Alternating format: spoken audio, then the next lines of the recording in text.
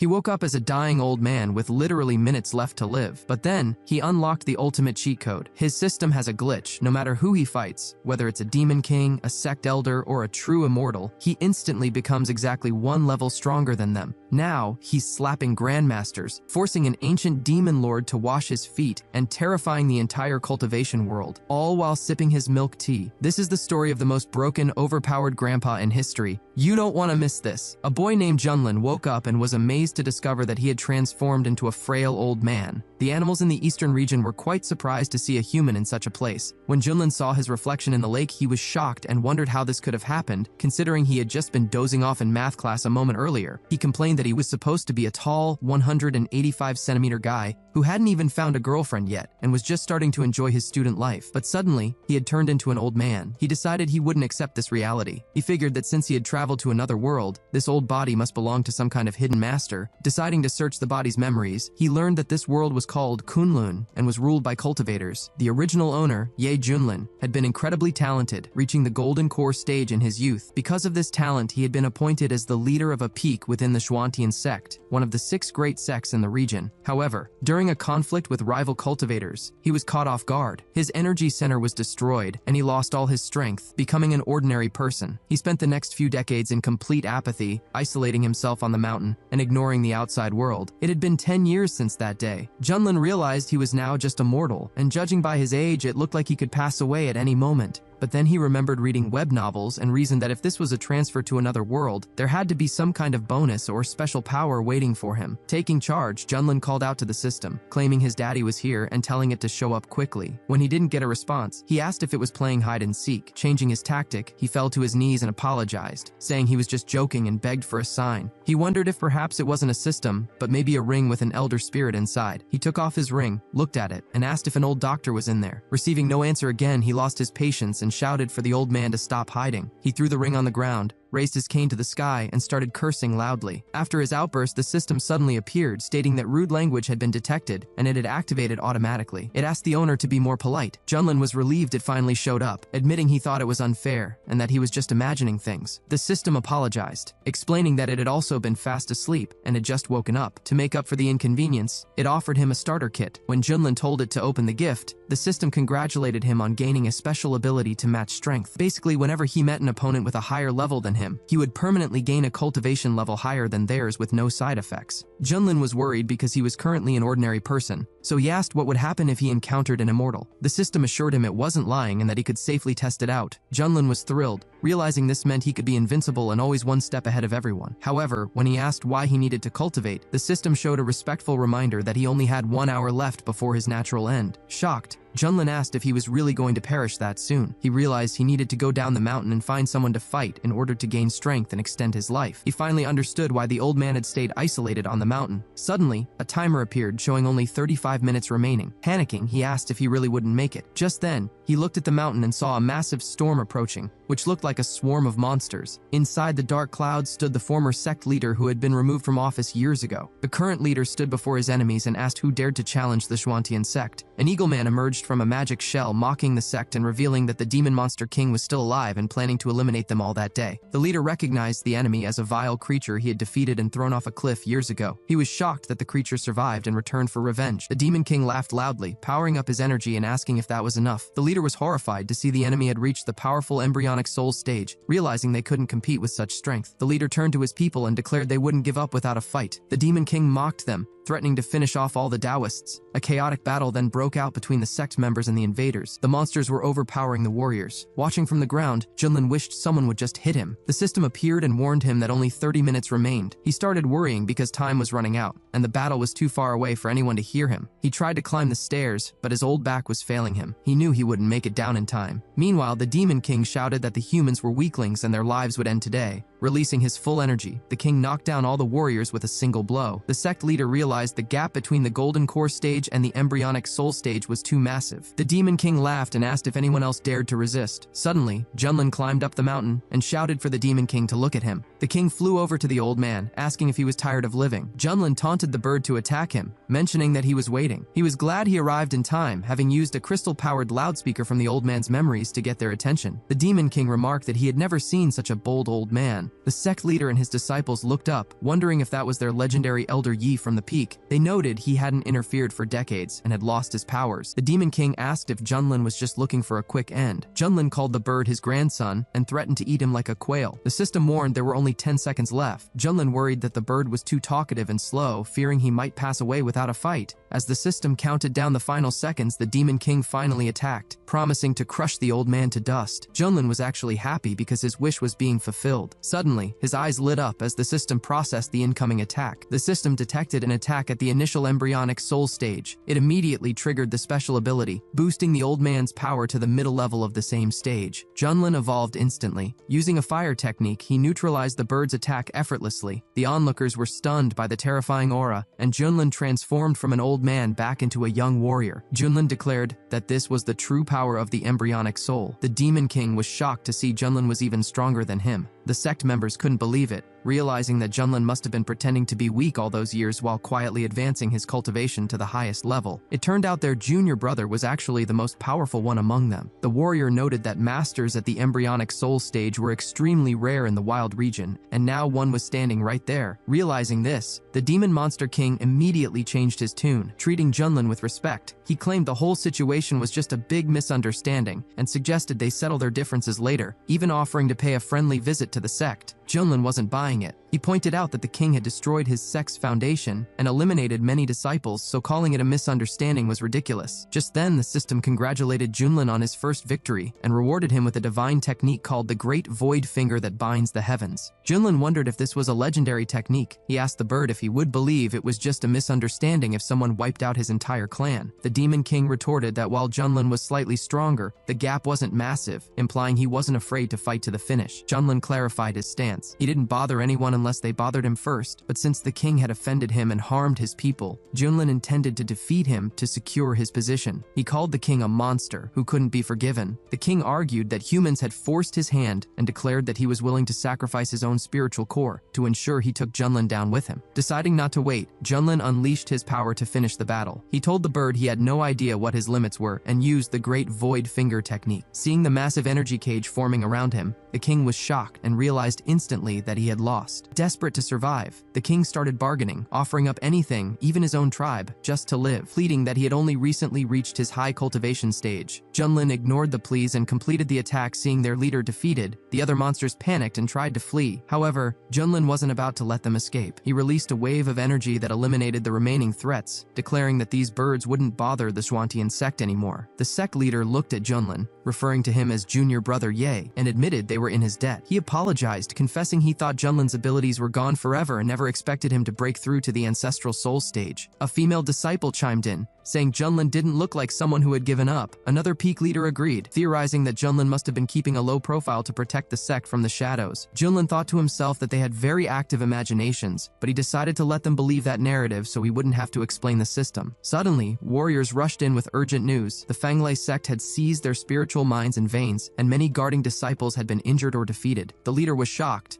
noting that while relations were strained, he didn't expect such a blatant attack. Without those resources, their cultivation future was doomed. He declared he would lead a team to take them back. Junlin realized the Fanglei sect had treacherously used the monster invasion as a distraction to strike. The system popped up with a new quest, offering a huge reward if Junlin checked in at the Fanglei sect's domain. Seeing another opportunity to gain strength, Junlin took charge. He announced he would go straight to the Fanglei sect and remove them completely. The leader was surprised but impressed by Junlin's confidence and power. As they prepared, Junlin told the leader that with him at the helm, their sect could become the top power in the region. Meanwhile, at the Fanglei sect, members were celebrating their successful plan to lure the monster to the Shuantian sect while they stole the resources. One disciple worried the monster might turn on them, but another reassured him. They revealed that a powerful guest from the prestigious Yuhua sect was visiting, guaranteeing their safety. The Fanglei leader, Chen Yunhai, asked the guest Elder Mu about his son. Elder Mu confirmed that Chen's son was doing exceptionally well at the Yuhua sect and had been chosen as a personal disciple by a high-ranking lord. Chief Chen was thrilled. Elder Mu then presented a rare pill sent by the sun, which would help Chen reach the embryonic soul stage. The sect celebrated, and Chen thanked Elder Mu for his help in planning the attack and predicting the monster's movements. Their celebration was cut short by a massive explosion,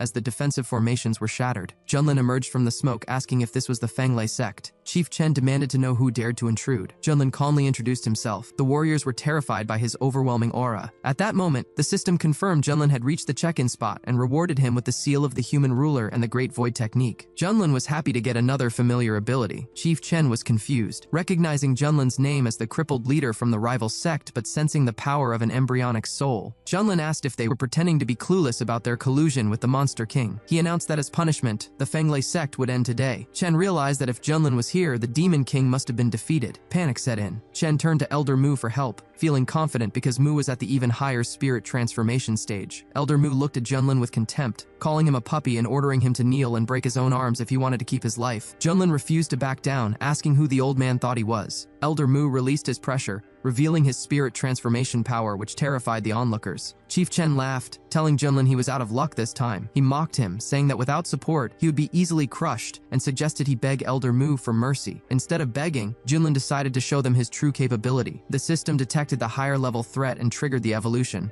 Meanwhile, back at the mines, the Xuantian leader defeated the remaining enemies. A captured Fanglei elder laughed, revealing that the Yuhua sect was backing them because of their connection to the sect's heir. The Xuantian leader realized Junlin was walking into a trap against a spirit transformation master. He told his team they had to rush to the Fanglei sect immediately to save Junlin, willing to risk his own life to protect their sect's only hope. Back in the main hall of the Fanglei sect, Junlin started laughing. Chief Chen was confused, thinking the boy should be paralyzed with fear knowing that Elder Mu was at the powerful spirit transformation stage, yet he seemed amused. Elder Mu looked down on him, sneering that Junlin wasn't even worth his time. He compared the Xuantian sect to an anthill and claimed that to the massive Yuhua sect, Junlin was just a speck of dust. He added that since he was already annoyed, he would wipe out Junlin's sect regardless of any apology. Unfazed, Junlin told the elder to cut the talk and make a move. He mocked the concept of spirit transformation and challenged Mu to a fight, saying anyone who ran away was a coward. Elder Mu couldn't handle the disrespect and lunged at him. Chief Chen thought this was the end for the Xuantian sect. However, the system immediately detected a late-stage spirit transformation attack. The passive ability kicked in, instantly boosting Junlin's cultivation to the peak of the spirit transformation stage. Junlin countered the attack easily, asking if that was all the elder had. Mu was stunned to see his attack failed and realized the boy was also at the spirit transformation stage. Chief Chen panicked, wondering how a small sect could hide such a master. Elder Mu was equally baffled, noting that in this remote region, usually an embryonic soul cultivator was enough to found a sect, yet this young man had reached the peak of spirit transformation. Chen frantically asked the elder what to do. Mu told him to stay calm, reminding him that the Yuhua sect's immortal methods were superior to anything locals had. Junlin mocked him with a rude hand gesture. Enraged, Elder Mu declared he would show the power of an earth-level technique and unleashed the palm of the green tree. The onlookers were impressed, realizing that while spirit-level techniques were treasures here, this was on a whole other level. Elder Mu claimed it was an honor to be defeated by him. Junlin just scoffed, shot out a stream of fire energy, and called Mu's move a cheap trick. Using his new human ruler seal, Junlin shattered the elder's attack with a single move. A massive fire spirit appeared, destroying everything in its path. The crowd was terrified, wondering if this power was beyond the divine level. Elder Mu was completely overpowered and began begging for mercy. Junlin reminded him of his rule: if no one bothers him, he bothers no one. But if attacked, he destroys the enemy. Mu tried to threaten him, saying the Yuhua sect would seek revenge if he perished. Unimpressed, Junlin asked why he was still making threats and used a fire arrow to finish the elder off. Seeing his protector gone, Chief Chen fell to his knees, claiming it was all a misunderstanding, and offering to become Junlin's servant. When Junlin refused, Chen desperately mentioned that his son, Chen Shao, was a personal disciple in the Yuhua sect with the potential to become an immortal, implying Junlin shouldn't offend him. Junlin replied that it was perfect. He'd just wait for the son to show up so he could gain more experience points. He reiterated that since the Fanglei sect attacked first, they had to be eliminated. Junlin proceeded to level the entire place. As the fires burned, Chief Chen shouted that his son would avenge this 1,000-fold. Junlin watched the destruction and noticed a box fall from the flames. Looking at the sky, Junlin saw his sect leader and the team arriving. The leader was relieved to see Junlin alive. Junlin mentioned he was just finishing up with the Fanglei sect. The leader grabbed his hand, saying they were lucky to be alive and needed to leave before the Yuhua sect elder spotted them. Junlin casually asked, "You mean that elder? I already finished him." The leader was floored, asking if he really defeated a spirit transformation master. A female disciple named Su chimed in, saying she knew peak leader Yi could handle it. Junlin confirmed he was at the spirit transformation stage, but suggested they skip the chat and start gathering the resources from the defeated sect. The leader was still processing the fact that his junior brother was so powerful. Suddenly, a disciple named Xiao found a rare pill likely brought by the Yuhua elder. Junlin told him to give it to the sect leader so he could break through to the embryonic soul stage, which would strengthen their whole sect. The leader was incredibly grateful for the gift. Suddenly, the system announced that a suitable disciple had been found within a radius of 100 li. It turned out to be the head of a demon cult who was at the true immortal level. The system promised an unimaginable reward if Junlin accepted him as a student. Junlin was thrilled because this wasn't just a new mission, it was a chance to encounter a true immortal. He realized that if he challenged this person, his special ability would allow him to instantly copy that level, making him invincible not just in the wild region, but in the entire realm. Back at the sect, a disciple named Su voiced her concerns. She asked if the Zhuantian sect really stood a chance against the powerful Yuhua sect now that they were enemies. The sect leader admitted that the Yuhua sect was too powerful for them to compete with. He turned to Junlin and urged him to leave the region. He believed Junlin's talent was too incredible to be wasted there. The leader explained that when the enemy came for answers, the rest of the sect would sacrifice themselves to buy time,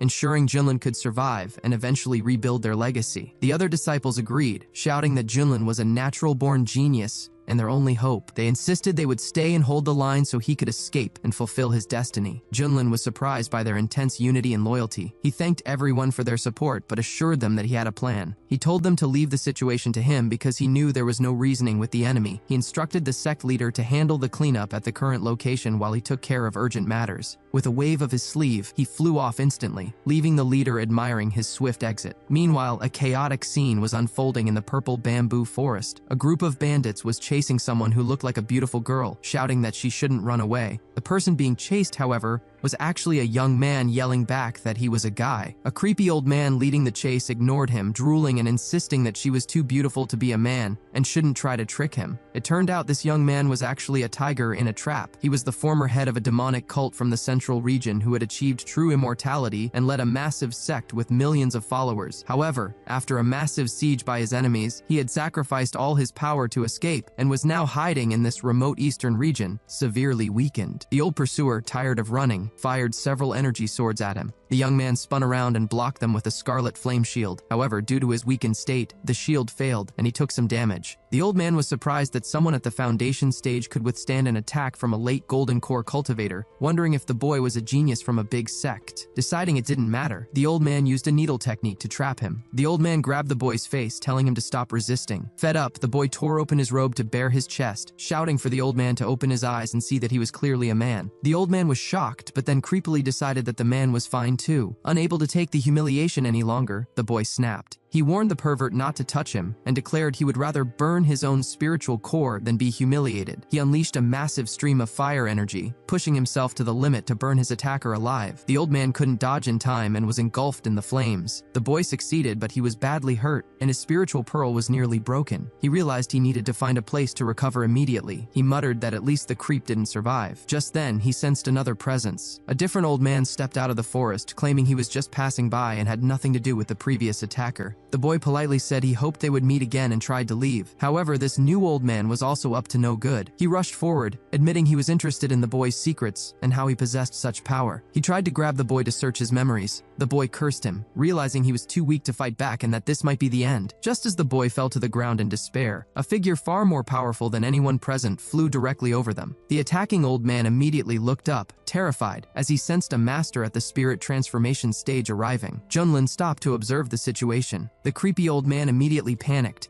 begging for mercy and offering to give the girl to Junlin if he would just let him go. Junlin didn't bother with the conversation. He simply unleashed a beam of energy, declaring that such worthless people didn't deserve to exist. The old man didn't even have time to react before the beam pierced his heart, ending him instantly. Hong was stunned. First, he had been trapped by a golden core master, and now a spirit transformation expert had appeared. He wondered if his luck had truly run out, and if he was destined to perish there. Junlin mentally asked the system if it was serious about this person being the head of a demon cult and a true immortal. The system confirmed it wasn't joking. It explained that this was indeed Hong Kan, though his power had weakened significantly to the foundation establishment stage. The system activated its Eye of Insight, revealing that Hong possessed the Divine Fire King talent. Junlin looked him over. With his snow-white skin, refined features, and long hair, it was easy to see why anyone would mistake his gender. Hong grew wary of Junlin's intense stare, fearing that this newcomer might have the same creepy intentions as the old man. However, Junlin was just calculating. He knew that with Hong's experience and talent, regaining his former power would be easy. Recruiting him as a disciple was a guaranteed win. Junlin told the boy that he had exceptional bone structure and true talent. He announced that from that day on, he would take him as an apprentice. All Hong had to do was agree. Hong was taken aback. He initially thought Junlin was after his secrets, but now he realized this spirit transformation cultivator actually wanted to be his teacher. Internally, Hong scoffed. He thought his own artifacts and luck were far superior, and in his prime, a guy like Junlin wouldn't even be allowed in his sect's backyard. Junlin asked why he hesitated, noting that Hong didn't look thrilled about the offer. Hong realized he was currently too weak to refuse. He decided to play the long game, survive now, and once he regained his strength, he could turn the situation around. He knelt down and formally greeted his new teacher, claiming it was the greatest honor of his life. It was all just a performance to him. Junlin accepted the bow and told him to rise, giving him the name Xiao Hong. Hong hated the name, but for the sake of his safety, he agreed. Junlin could tell the guy was being hypocritical, but with his invincible system ability, he wasn't worried about betrayal. The system congratulated Junlin on completing the task. As a reward, he received an automatic training function, meaning he could now get stronger just by lying around. The system also granted him a special coffin artifact that would upgrade as he leveled up, capable of burying the heavens and earth. Additionally, the system detected the new disciple's fire talent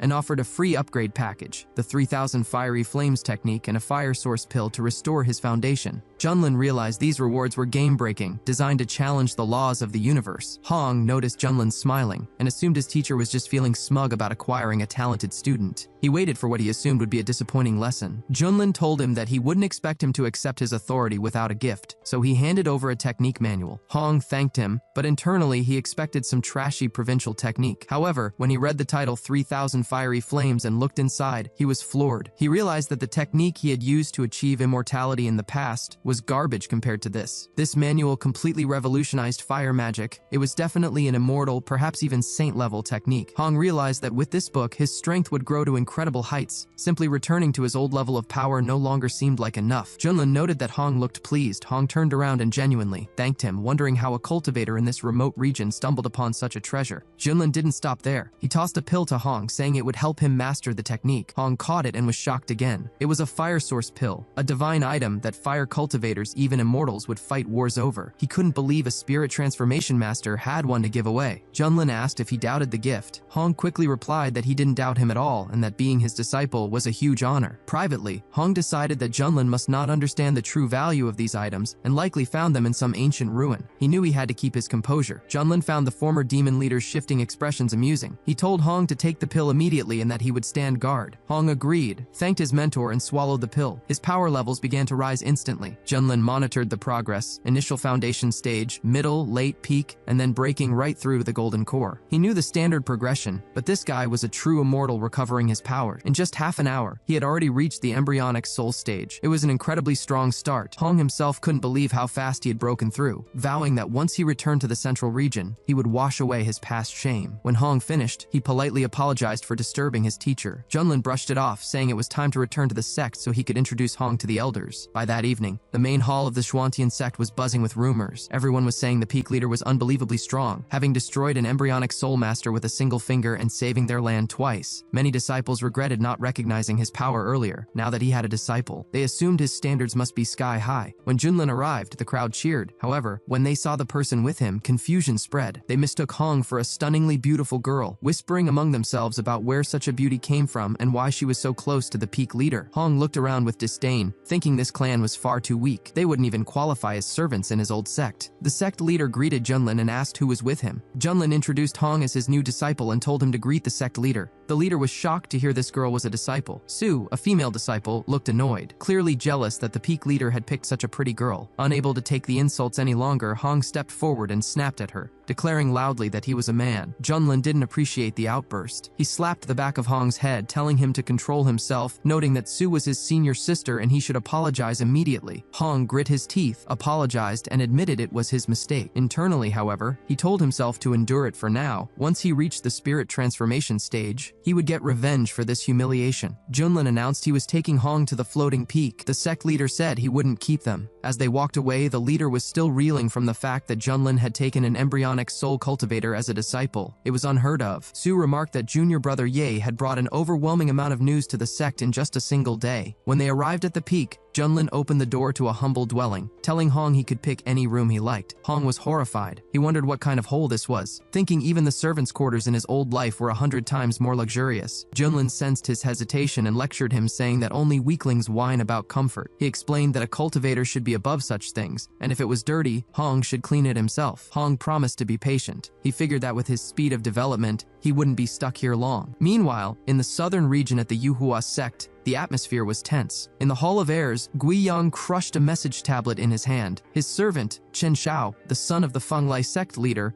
apologized profusely. He explained that he was the one who asked Elder Mu to deliver the pill to his father. Now that Elder Mu was gone, Chen Shao was terrified that his father and sect were in danger and wanted to go check on them personally. Guiyang asked Chen Shao if he knew why he had been accepted as a disciple. The boy replied it was because of his solar immortal body and potential. Guiyang corrected him, saying that was only part of it. The second reason was his great ambition. He told Chen Shao that his desire for power shouldn't be limited by family ties. With the air competition approaching, Guiyang ordered him to focus solely on training. He needed to defeat the other disciples to secure the sect's full support. This was his only chance. Guiyang refused to let him leave, stating he would send his own people to investigate the eastern region. Chen Shao understood and promised not to let his master down. The next day, on the floating peak, Junlin was relaxing. He asked his student if the food was ready. Hong brought out the meal but judged his teacher silently. He couldn't understand how a spirit transformation master could care so much about food. Yesterday, Junlin was lecturing him about adaptation, and today he was indulging himself. Junlin tasted the food and praised it, noting the meat and beans were delicious, especially with the spices provided by the system. He told Hong to try some. Hong refused, stating he had long ago reached a state where he didn't need to eat. Junlin was surprised and scolded him, saying he shouldn't reject the joys of life just for cultivation. Reluctantly, Hong took a bite just to satisfy his teacher. He expected nothing, but the moment he tasted it, he was overwhelmed. It was incredible, so delicious that he hadn't felt such happiness since he was a child. Junlin asked why he was crying. Hong remembered being hungry as a kid and dreaming of eating meat. He realized that in his pursuit of power, he had forgotten what it was like to simply live and enjoy things. He admitted his mentor was right. Suddenly, Junlin noticed Hong's energy spiking. He watched as Hong broke through the embryonic soul stages, initial, middle, late peak, and smashed right into the full spirit transformation stage. The guy had leveled up just by eating a meal. His talent was terrifying. Hong opened his eyes, realizing he had broken through without even trying. Junlin congratulated him on reaching spirit transformation, noting his strength was now almost at the level of his mentor. Hong was stunned that he regained his power so quickly. He realized that, since he was now at the same stage as Junlin, it might be time to end this charade of being a disciple. However, before he could make a move, Junlin casually mentioned that since the meal was done and Hong had leveled up, he should come over and massage his shoulders. Hong was seething with rage. In his head, he fumed, "I've already reached the spirit transformation stage, yet he still tries to order me around? Who does he think he is?" He decided that today was the day he would finally show his mentor who was truly in charge. Just as Hong prepared to launch a sneak attack, a servant suddenly rushed in, reporting that there was an urgent message for the peak leader. The servant explained that the sect leader requested Junlin's presence in the assembly hall immediately to discuss a critical matter. Junlin was surprised, noting that he had only been back for a day and there was already a new job for him. Hong was furious that his opportunity for revenge had been interrupted, but he consoled himself by thinking that Junlin was full of weak points. There would be plenty of chances to take him down later. As he flew off, Junlin casually called back to his student, "I have to go for now. Your massage technique is excellent, by the way. When I get back, come over and massage my legs," Hong shouted after him, asking how he dared to treat him like a servant, regretting that he hadn't eliminated him right then and there. When Junlin arrived at the assembly hall, the mood was grim. The elders looked lost, wondering if this crisis was a sign that the heavens wanted to destroy the Zhuantian sect. Junlin landed and greeted the chief, asking what the threat was this time. The leader got straight to the point. Years ago, the state of Wei had come under their sect's protection. Recently, they sent a distress signal reporting strange and horrifying events. People were dying en masse, their bodies found completely drained of blood. These incidents were becoming more frequent and covering vast territories. Some cities with populations of over 1 million had been completely wiped out. The leader assumed it was the work of demons and had sent disciples to investigate. However, none of them had returned. That morning, a new message arrived stating the situation had worsened and was spreading to neighboring states. If this continued, the entire wild region would fall into chaos. Furthermore, the sect would lose its source of potential disciples, which would fatally weaken them. Junlin asked, "Is it really that serious? Has no one seen who is behind this?" Su replied grimly, "Perhaps anyone who saw the culprit is already dead." She noted that the wild region was already low on powerful cultivators. Even the nascent soul stage was rare, and if this continued, the sect would fall into decline. Junlin wondered what kind of enemy was strong enough to silence all their scouts. Suddenly, the system chimed in with a new quest: find the source of the problem in the state of Wei and eliminate it. Reward: unimaginable. Delighted by the timing, Junlin accepted the mission. He told the sect leader he understood the gravity of the situation. Since the trouble started in Wei, the source must be there, and he would handle it personally. The leader was relieved, praising Junlin for his decisiveness and expressing confidence in him. Before the leader could even finish his sentence, Junlin had already flown off toward the mission. The leader paused, realizing Junlin was already gone. Su was impressed by the peak leader's speed and determination. Another disciple, Xiao, asked worriedly if Junlin could really handle such a mysterious threat. Su shot back, "Do you doubt him? There is nothing in the wild region that can defeat a spirit transformation master." The leader agreed, adding that if Junlin couldn't handle it, the region was truly doomed. He told everyone to continue their training so they could live up to their junior brother's expectations. Junlin immediately grabbed Hong, and the two of them traveled to the eastern border of the Wei state in the wild region. Hong noticed that his mentor went straight for the troubled area, but he kept quiet, secretly plotting to find a way to deal with Junlin later. They arrived at Taohua village, located near a mountain, where Junlin observed that bandits were in the middle of robbing the place. He decided they needed to intervene. The village head pleaded with the bandits, explaining that they were poor and only had livestock like chickens, ducks, cows, and sheep. He told the hero to take whatever he wanted, but begged him to spare the innocent villagers. The leader of the Black Wind gang laughed, retorting that he didn't want their animals. He said he only needed them, the pathetic little humans. He struck the old man on the head and ordered everyone to obey, promising that if they did, their end would be painless. The other bandits shouted for their own people to step back because their boss was about to use his special technique. The leader unleashed a terrifying energy aimed directly at the villagers. The people were petrified, screaming for someone to save them. Hong was caught off guard. He recognized the technique, realizing it was similar to one used by a dangerous figure from the central region who was supposed to have perished when the Holy Lands destroyed him. Junlin noticed the look on Hong's face and asked if he knew the technique. Hong quickly lied, claiming he didn't know it and just found it strange. Junlin didn't appreciate the attitude, calling him a puppy and scolding him for his tone. Internally, Hong realized that if his guess was right and that specific person was involved, they were in serious trouble. Meanwhile, the villagers were panicking,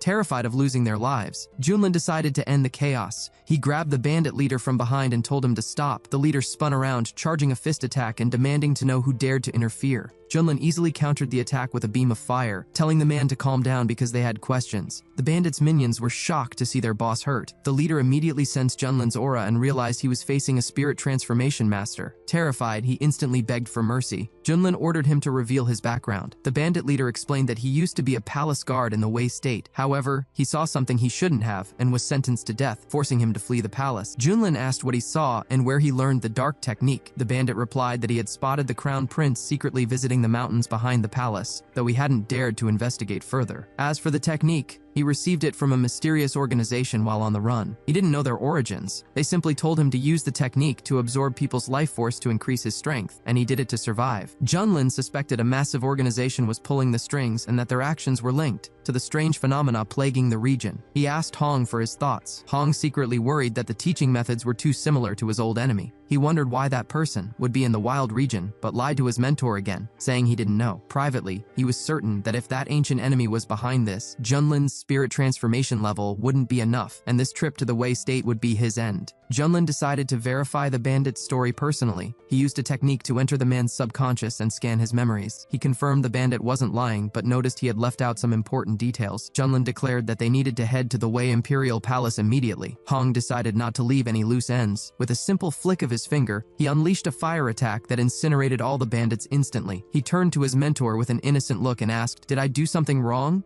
Didn't those villains deserve it?" In reality, Hong had been holding back his anger for so long that he just needed to vent it on someone. Junlin replied that he hadn't done anything wrong. He was actually a good man for protecting the innocent. The villagers cheered, shouting that the two immortals who drove out the villains and carried out the will of heaven would be remembered forever. Meanwhile, at the capital, Emperor Wei was in despair. He lamented that in recent years the population had dropped by a third. If the darkness continued, his entire country would be destroyed. He worried whether the masters from the Xuantian sect could actually help them. Suddenly, the princess rushed rushed in, announcing that she saw two immortals flying toward the palace. The emperor, realizing help had arrived, gathered his ministers to meet them. Hovering above the city, Junlin asked his student how he liked their dramatic entrance. Hong replied that his teacher was wise and the entrance was impressive. Internally, however, he wished for his mentor's downfall, hoping the dark forces in the region would crush him so he wouldn't have to pretend anymore. The emperor greeted them warmly. Junlin introduced himself as the peak leader from the Swantian sect, assuring them he was there to eliminate the threat. The emperor expressed his deep gratitude and offered to fulfill any wish they might have. Junlin simply asked for a place where he and his student could rest. The emperor immediately led them to their quarters. Unbeknownst to them, a scout was watching from the shadows. The spy scoffed, believing Junlin was just pretending to be powerful. He thought Junlin would make a perfect sacrifice to help his own master finally reach the peak of the spirit transformation stage. Once they were in their room, Hong was annoyed. His mentor had looked so dignified in front of the crowd, but the moment they were alone, he became lazy and careless. Hong wondered how someone with such an attitude ever reached the spirit transformation stage. He figured that at this rate, he would soon surpass Junlin and could easily get rid of him. Junlin, however, was well aware that his student was plotting something. He knew Hong's arrogance would eventually backfire. Deciding to tease him, Junlin told Hong that if he wanted to learn his special training methods, he should bring a basin of water and wash his feet. If the massage was good, he might teach him a thing or two. Hong was furious. He couldn't believe this backwater master was trying to lecture him on cultivation and treat him like a servant. In his past life, even immortals begged to learn from him.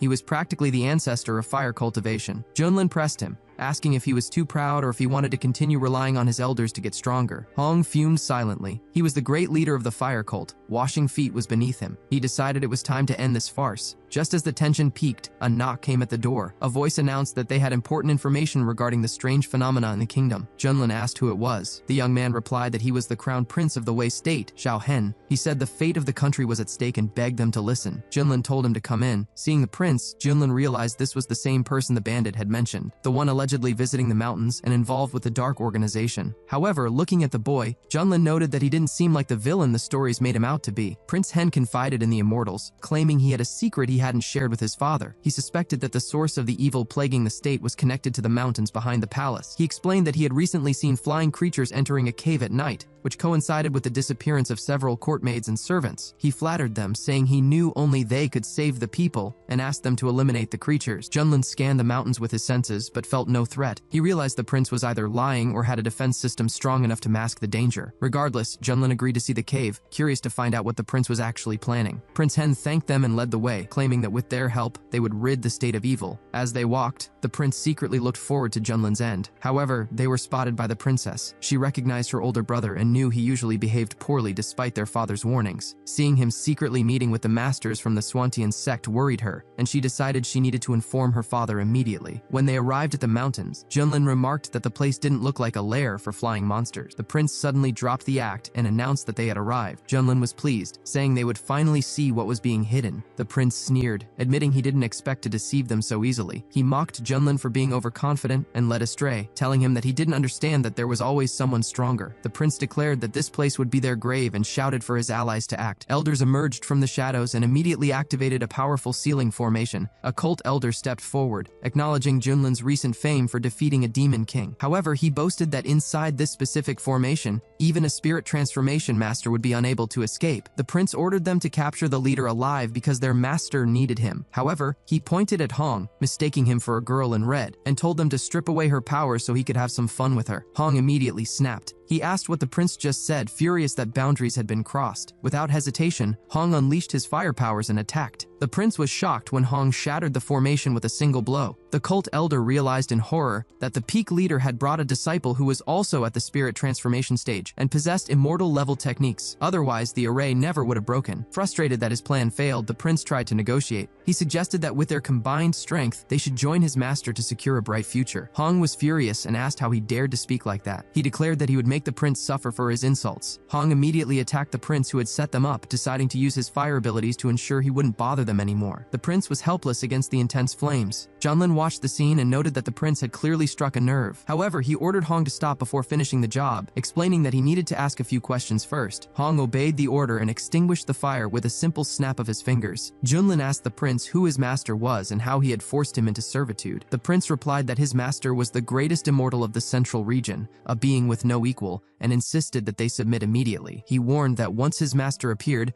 they wouldn't even have time to beg for mercy. Junlin Junlin laughed at the idea of submitting. He challenged the hidden master to show himself, warning that he would start taking out the prince's men one by one until he appeared. Using an energy beam, Junlin instantly defeated one of the henchmen. The cult elder was shocked, realizing that this man was also at the spirit transformation stage. He couldn't believe a sect from the wild region possessed two such powerful masters. Junlin then targeted a second man and took him down just as easily. Having dealt with the guards, Junlin noted that only the prince remained. Terrified, the prince begged the immortal to wait. Just then, a massive explosion erupted in the forest, visible from miles away. Back at the capital, the princess asked her father about the terrible crimson light lighting up the sky. The emperor told her to hurry toward it, hoping the masters were safe. Meanwhile, Hong sensed a familiar aura and realized exactly who it was. Although he knew he could handle Junlin, meeting this specific person was very unpleasant for him. The prince was delighted, declaring that his master had finally arrived and their time was up. From the red darkness emerged the leader of the blood cult from the central region, known as the Stone Absolute. Junlin addressed him immediately, asking if he was the one pulling the strings behind all the atrocities, mocking him for hiding in a hole. The Stone Absolute acknowledged the cultivators from the wild region, admitting that Junlin had some ability but claiming he wasn't worthy of a fight yet. However, he was very interested in the old acquaintance standing next to Junlin. Hong addressed the villain as a blood demon, expressing surprise that he was still alive. Junlin wondered what kind of history Hong had with this guy. The Stone Absolute stepped forward, surprised to hear that nickname. He noted he hadn't been called a blood demon since he was surrounded by the holy lands of the central region 200 years ago. He was impressed, Hong remembered. Hong replied that those who survived the Great War wouldn't forget. He explained that this man was once the most powerful of the true immortals. He increased his power by absorbing the life force of others and teaching dark techniques to spread chaos. Worse, he would eventually consume the energy of his own followers to boost his power. His methods were so vile and his growth so rapid that the greatest powers had to unite to destroy him. Even Hong, representing the demonic path, had been forced to join the war against him. The prince suddenly shouted that if news of this reached the central region, it would cause a massive uproar, adding that his master had finally arrived to save him. He started complaining like a child, pointing at Hong and whining that this woman tried to finish him off and demanding revenge. The Stone Absolute had no patience for the prince's complaints. Without a word, he unleashed a laser beam from his eyes, permanently silencing the prince. Hong watched the scene and remarked that the villain really hadn't changed. He was still the same ruthless monster who showed zero mercy, even to his own disciples. The Stone Absolute replied coldly that the disciple was nothing and could be replaced at any time. He warned Hong that if he tried to fight, he wouldn't survive, asking if he still didn't understand how things worked. Watching the drama, Junlin commented that the plot had taken quite a dramatic turn. Hong was confused and asked how this was possible. He had seen with his own eyes how the Stone Absolute's immortal body was destroyed by 4 divine artifacts in the past, draining his life force to the last drop. The villain explained that he wasn't a fool. He had separated a drop of his life essence beforehand and hidden it in a safe place. That drop allowed him to be reborn after his fall. He noted that Hong seemed to be in a similar situation, currently rebuilding his strength at the initial spirit transformation stage. He creepily suggested that Hong should just give up and let his essence be absorbed so they could be together forever. Hong called him crazy, reminding him that he had rejected his offers time and time again in the central region. He challenged the villain, asking if he really thought he could win so easily. The Stone Absolute laughed, saying that resistance only made it more exciting. He claimed that while some could overcome a small power gap, the difference between them was too vast for Hong to overcome. Hong asked how he could be so sure without trying, and immediately unleashed the divine path of the 5 absolutes. The Stone Absolute was shocked by the move, and countered with a massive crimson hand. The collision of their attacks caused a huge explosion that surprised even them. The Stone Absolute couldn't believe it. He wondered how a cultivator at the initial stage of spirit transformation could possess fire strong enough to destroy his attack. He questioned where Hong had found such a technique. Hong told him the show was just beginning and launched a fire frost attack. The villain mocked him, calling him a loser, and tried to use a soul absorption technique to counter it. However, Hong's attack was so potent that it broke through and hit the enemy directly. Stunned by the sinister power of the fire, the Stone Absolute was forced to switch tactics and use an ice defense. He admitted he was impressed, noting that Hong really was the exceptional talent he had once singled out. He asked if Hong had found an incredible legacy during his escape or become the disciple of some powerful master. Hong lied, claiming it had nothing to do with anyone else. Internally, however, he realized that with the 3000 fiery flames technique he got from Junlin, he was actually holding his own against the entity that once terrified the entire central region. He knew he couldn't let the villain know he learned this from a backwater cultivator like Junlin. The Stone Absolute decided that if he let Hong develop any further, he would become too powerful to control. He decided to end it right there, and unleash the true power of his immortal body. Meanwhile, back in the city, the citizens suddenly began screaming in pain, their energy likely being drained to fuel the villain's ultimate attack. At that moment, the Stone Absolute began draining the energy from the citizens below. He reveled in the surge of power, declaring that the people of Wei had been his food source for a long time. He bragged that he could devour them instantly to boost his strength whenever he pleased. Junlin told Hong to stop stalling and finish the enemy off quickly. Hong snapped back, telling his teacher not to order him around. Internally, however, Hong was panicking. He had originally hoped that the blood demon would be too much for Junlin, allowing Hong to step in and save the day with honor. But now, he realized the situation was so dire that he might not even escape the fight alive. The villain revealed he was utilizing fusion energy. He recalled how in the past he had fought powerful cultivators from both the righteous and demonic paths without losing ground. He boasted that even elders from the Holy Lands wielding immortal artifacts hadn't been able to completely destroy his immortal body. He announced that his body was already restored to 70% capacity. Once he absorbed every living creature in the wild region, he would reach full strength, and not even the central city would be able to stop him. He told Hong that since he refused to join him, his demise was entirely his own fault. Hong realized the enemy had reached the fusion stage, which was a disaster. He immediately unleashed the violet flame that burns the sky. The attack landed, and even the Stone Absolute took some damage. However, Hong knew that fighting an opponent with such a massive power gap was usually a death sentence. Desperate, Hong considered burning his own spiritual core for a final stand. He launched the Golden Flame and the Furious Dragon Flame. The Stone Absolute scoffed, saying resistance was useless and comparing the attacks to a slight itch. Blocking Hong's assault, the villain prepared a counterattack, declaring that it was the end. Hong realized his strongest techniques weren't working. He tried to defend himself with a golden flame shield, but the Stone Absolute didn't slow down, smashing through the defense effortlessly while shouting for Hong to perish. Meanwhile, the Emperor and the Princess arrived at the mountain. Seeing the terrifying battle, the Emperor feared for the immortal's life. The Princess asked what kind of monster that was. The Emperor realized this was the source of the evil destroying their state and worried that if even an immortal couldn't defeat it, their country was truly doomed. Hong struggled to stand, wondering if his journey to immortality was ending there. He had worked so hard to regain his power and didn't want to give up. The thought of asking Junlin for help crossed his mind, but his pride made him hesitate. Admitting he needed help felt like a disgrace. Furthermore, he doubted Junlin could even help, reasoning that a spirit transformation master couldn't possibly defeat a fusion stage monster. The Stone Absolute mocked him, saying that since Hong didn't want to continue the journey together in life, he would die and become part of his body, carrying his will to the end of the path. The villain launched a massive final attack. Hong's mind went blank. Driven by the instinct to survive, he swallowed his pride and screamed for his mentor to save him. The Stone Absolute was shocked, asking if the great Hong had actually become someone's disciple. Suddenly, Junlin stepped in, remarking that his student had finally realized who he owed his knowledge to. The Stone Absolute mocked Hong, saying he never expected him to sink so low as to become the disciple of a lowly spirit transformation cultivator from the wild region. He called it an absolute disgrace to the entire demonic path. Hong realized that even though Junlin was constantly teasing him, he was still his savior. However, seeing his mentor step up against the Stone Absolute, Hong was terrified that disaster awaited him. Junlin calmly asked if the enemy was looking down on him. The Stone Absolute retorted that an ant like him had no idea how vast the sky was, boasting that in his prime, he could have drowned him with a single spit. Hong apologized to his mentor, admitting he was no match for the blood demon. He pleaded for help but added that if things looked bad,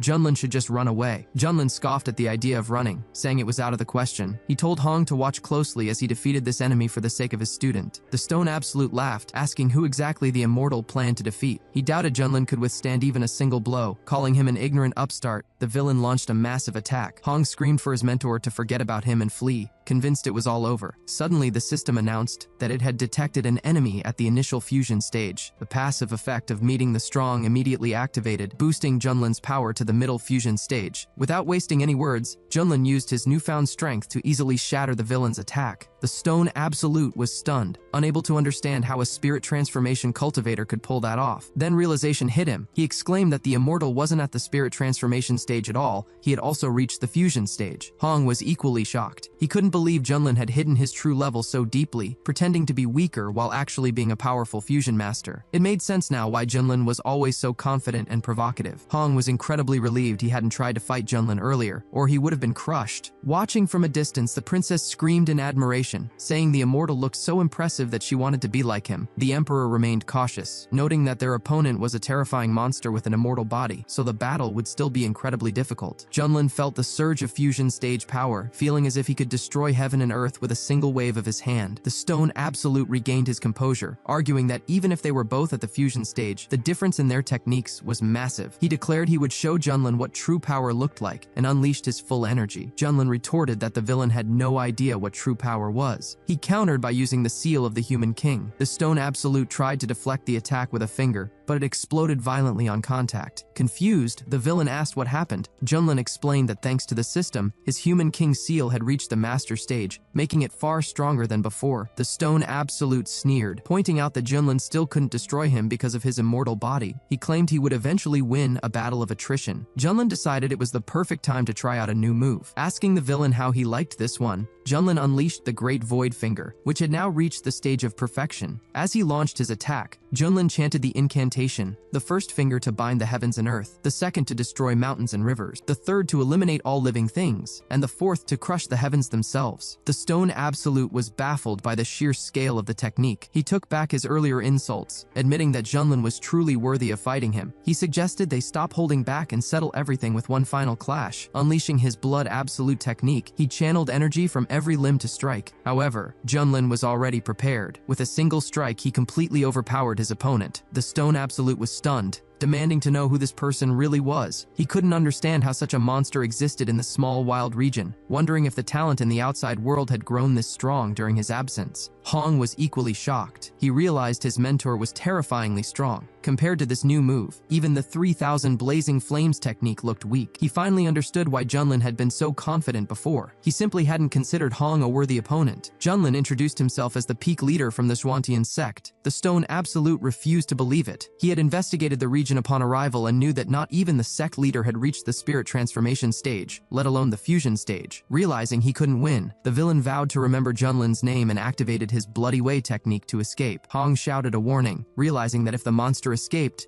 the consequences would be catastrophic. The stone absolute promised he wouldn't be so careless next time as he turned into mist to vanish. Junlin decided there wouldn't be a next time. He reached out and grabbed the escaping entity. The stone absolute screamed in terror, begging for it to end. Junlin stated that consuming human life was a crime against nature, and that the villain had to be removed from the world. With a final burst of power, he completely destroyed the entity, ensuring he would never return. Hong watched in awe, realizing that the infamous blood demon, who once terrified the entire central region, had fallen by Junlin's hand. The emperor began to rejoice, shouting that the demon was destroyed and the state of Wei was finally saved thanks to the immortal. After the victory, Junlin nagged the system for his reward, telling it not to make him ask twice since it claimed to be professional. The system announced that he had received the Bone of the Supreme. It was a mysterious bone inscribed with runes that granted the highest innate power, a gift for someone destined to become the greatest of all. The system asked if he wanted to integrate it immediately. Junlin, excited by the description, told it to go ahead. The system began the binding process. Once complete, the system congratulated him, noting that his strength had increased significantly. Hong instantly noticed the shift. The waves of energy radiating from Junlin made him shudder. He was curious about what kind of massive legacy Junlin had inherited. Reasoning that such a genius couldn't just appear in the wild region out of nowhere, Hong realized he needed to reassess Junlin's true strength. He resolved to speed up his own cultivation and reach the fusion stage as quickly as possible to have any chance of keeping up with him. The emperor approached Junlin, expressing his deep gratitude for saving the people of the Wei state. He promised to record the day's events in the royal annals so that future generations would remember the immortal's virtue. Junlin brushed off the thanks, stating that the most important thing was for the emperor to govern well and take care of his subjects. The emperor promised to remember the instructions. Suddenly, the princess asked if she could become a disciple of the Xuantian sect. She explained that she wanted to be like Junlin, capable of driving out demons and eliminating evil. Junlin used his special vision to assess the girl, whose name was Xiao Liner. He noticed she had excellent potential. He told her that she possessed a high-quality water spiritual root, making her a great candidate. If she was serious about it, he agreed to accept her. The emperor was pleasantly surprised and urged Liner to thank the immortal immediately, which she did. The emperor noted that Junlin had not only saved the state but also accepted his daughter as a disciple. To celebrate, he insisted on holding a feast and prepared royal quarters for them to rest. Junlin agreed to the arrangement. Later that evening, Hong realized that his wounds had fully healed and his strength had surged to the peak of the spirit transformation stage. Ever since he started practicing the 3,000 blazing flames technique and taking the elixirs, his cultivation speed had increased dramatically. He had to admit that his master's methods were impressive. However, even though Junlin saved him, Hong wasn't ready to let go of the humiliation humiliation he had suffered. He vowed that once he reached the fusion stage, he would pay it all back double. The mere thought of making Junlin beg for mercy made him tremble with excitement. Suddenly, Junlin called out for Hong to come over. Hong was annoyed, feeling like the servant treatment was starting again. Junlin was reading a book, commenting that this martial arts novel was quite interesting. He mused that the locals seemed to love stories about characters being humiliated and then rising to power. He joked that if he wrote novels here under the pen name Crazy Potato, starting with a protagonist at the peak of martial arts, it would surely be a hit. Hong, confused by the rambling, asked why he was summoned. Junlin simply ordered him to help wash his feet. Hong was furious. He thought to himself that even the formidable blood demon had fallen to Junlin, so now wasn't the time to rebel, he had to endure. Junlin teased him, asking why he was neglecting his mentor and telling him to hurry up. Hong gritted his teeth and said he wouldn't dare disobey. Internally, Hong raged. He used to be a true immortal fire cult master with thousands of defeats on his record, yet here he was, forced to wash the feet of a cultivator from the wild region. Junlin praised him for being a good disciple, remarking that for a moment, he thought Hong was going to challenge him. Suddenly, as Hong touched the water, he froze. He realized the basin was filled with water of boundless light. This legendary liquid allowed mortals to remain young and live for centuries, while for cultivators, it cleansed the body of impurities and massively boosted strength. In the central region, even a small bottle of this elixir would sell out instantly. It was an incredibly rare treasure, yet his mentor was casually using it to wash his feet. Hong was now absolutely certain that Junlin must have received a massive ancient inheritance to be this wasteful. He realized that drinking this water would be a huge help for his cultivation, but then the awkward reality hit him. It was currently being used as bath water. Junlin noticed the strange look on Hong's face and asked if there was a problem,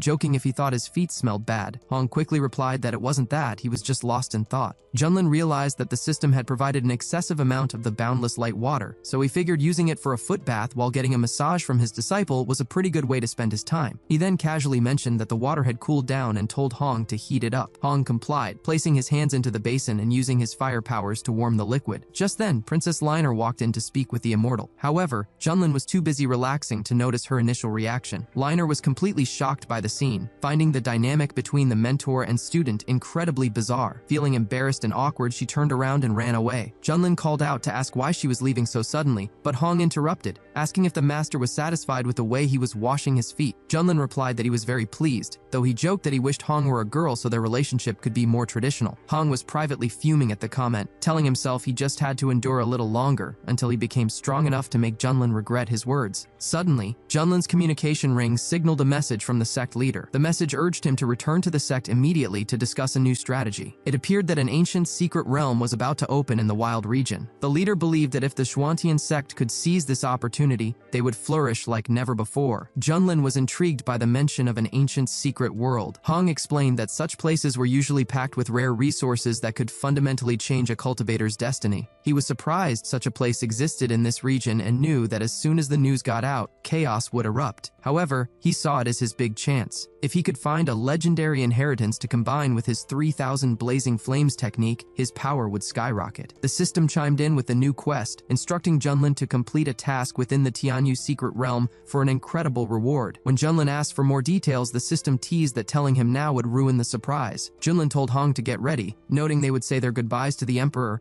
and then head back to the sect. At the palace, Liner told her father she was hesitant to leave him and wondered if she should stay. The emperor reassured her, saying that being accepted into the Xuantian sect was a rare honor that most people only dreamed of. He encouraged her to cherish the opportunity. The emperor then promised Junlin that he would follow his instructions, care for his people, and be a good ruler. He also asked Junlin to look after his daughter. Junlin replied that while he would guide her, he wouldn't show favoritism. Her progress would depend entirely on her own hard work. As they departed, the citizens gathered to shout their thanks and say goodbye to the immortal. Meanwhile, at the True Heritage Hall of the Heavenly Ascension sect, the headmaster noted the recent wave of major events in the wild region. He mentioned the upcoming opening of the secret world and the news that the Fanglei sect had been wiped out by a certain peak leader from the Xuantian sect. Zhao asked about the specific level of strength of the person in question. The leader explained that, according to the rumors, he was a recently ascended nascent soul stage cultivator. Zhao was surprised, noting that finishing off such cultivators would be as easy as slaughtering chickens for someone like him. He then asked his teacher about his father, Elder Mu, wanting to know who was responsible for his end. The leader replied that it wasn't entirely clear yet, but all evidence pointed toward the Xuantian sect. They questioned whether such an insignificant sect could have actually finished Elder Mu, especially since they seemed to rely entirely on the leader of Cloudy Distance Peak, who was only at the nascent soul stage. This led them to believe the true culprit might be someone else. Regardless, they decided that the Swantian sect had to be destroyed, and the Peak leader who allegedly harmed Xiao's father had to perish. The leader mentioned that an ancient secret dimension had appeared in the wild region, and informed Xiao that the sect would be sending several elders along with him. He reminded Xiao that he represented the Heavenly Ascension sect and would be competing against other great powers. He urged Xiao to set his priorities correctly and save his revenge for later. Xiao confirmed he understood the instructions. The leader then revealed a plan while holding a green pill. He intended to continue demonstrating his strength, hoping that the resources won in the great sect competition would allow him to break through to the spirit transformation stage. This would elevate both of them to a new level. In this world, the hierarchy of power is clearly defined. Divine Lord, a cultivator at the spirit transformation stage. Heavenly Lord, a cultivator at the fusion stage. Venerable or supreme, a cultivator at the great completion stage. Illusory Immortal, a cultivator at the transition stage. Touching even the edge of the immortal title allows a cultivator to dominate an entire region. The wild region, usually considered the most remote and backwards part of the Eastern realm, suddenly became the center of attention because of this ancient secret world and the promise of immortality it held. A group of outsiders heading to the area remarked on their luck, noting that the local cultivators in the wild region were extremely weak and would likely miss out on the opportunity. They mocked the region as a place for barbarians but urged each other to hurry, fearing that once the Heavenly Ascension sect arrived, there would be no spoils left for anyone else. A massive crowd gathered at the entrance of the ancient secret world. One of the elders noted that 4 of the 5 great sects had already arrived, with only the Swantian sect missing. Some wondered if they had given up, but others disagreed, pointing out that Swantian had recently absorbed the Fanglai sect and likely planned to become the top power in the region. Elder Feng of the Mountain Moving sect laughed at the idea of the Swantian sect overshadowing them. He had been in seclusion for a long time and was surprised to hear that a spirit transformation master had appeared in the wild region. He believed that even if Swantian had 2 nascent soul cultivators,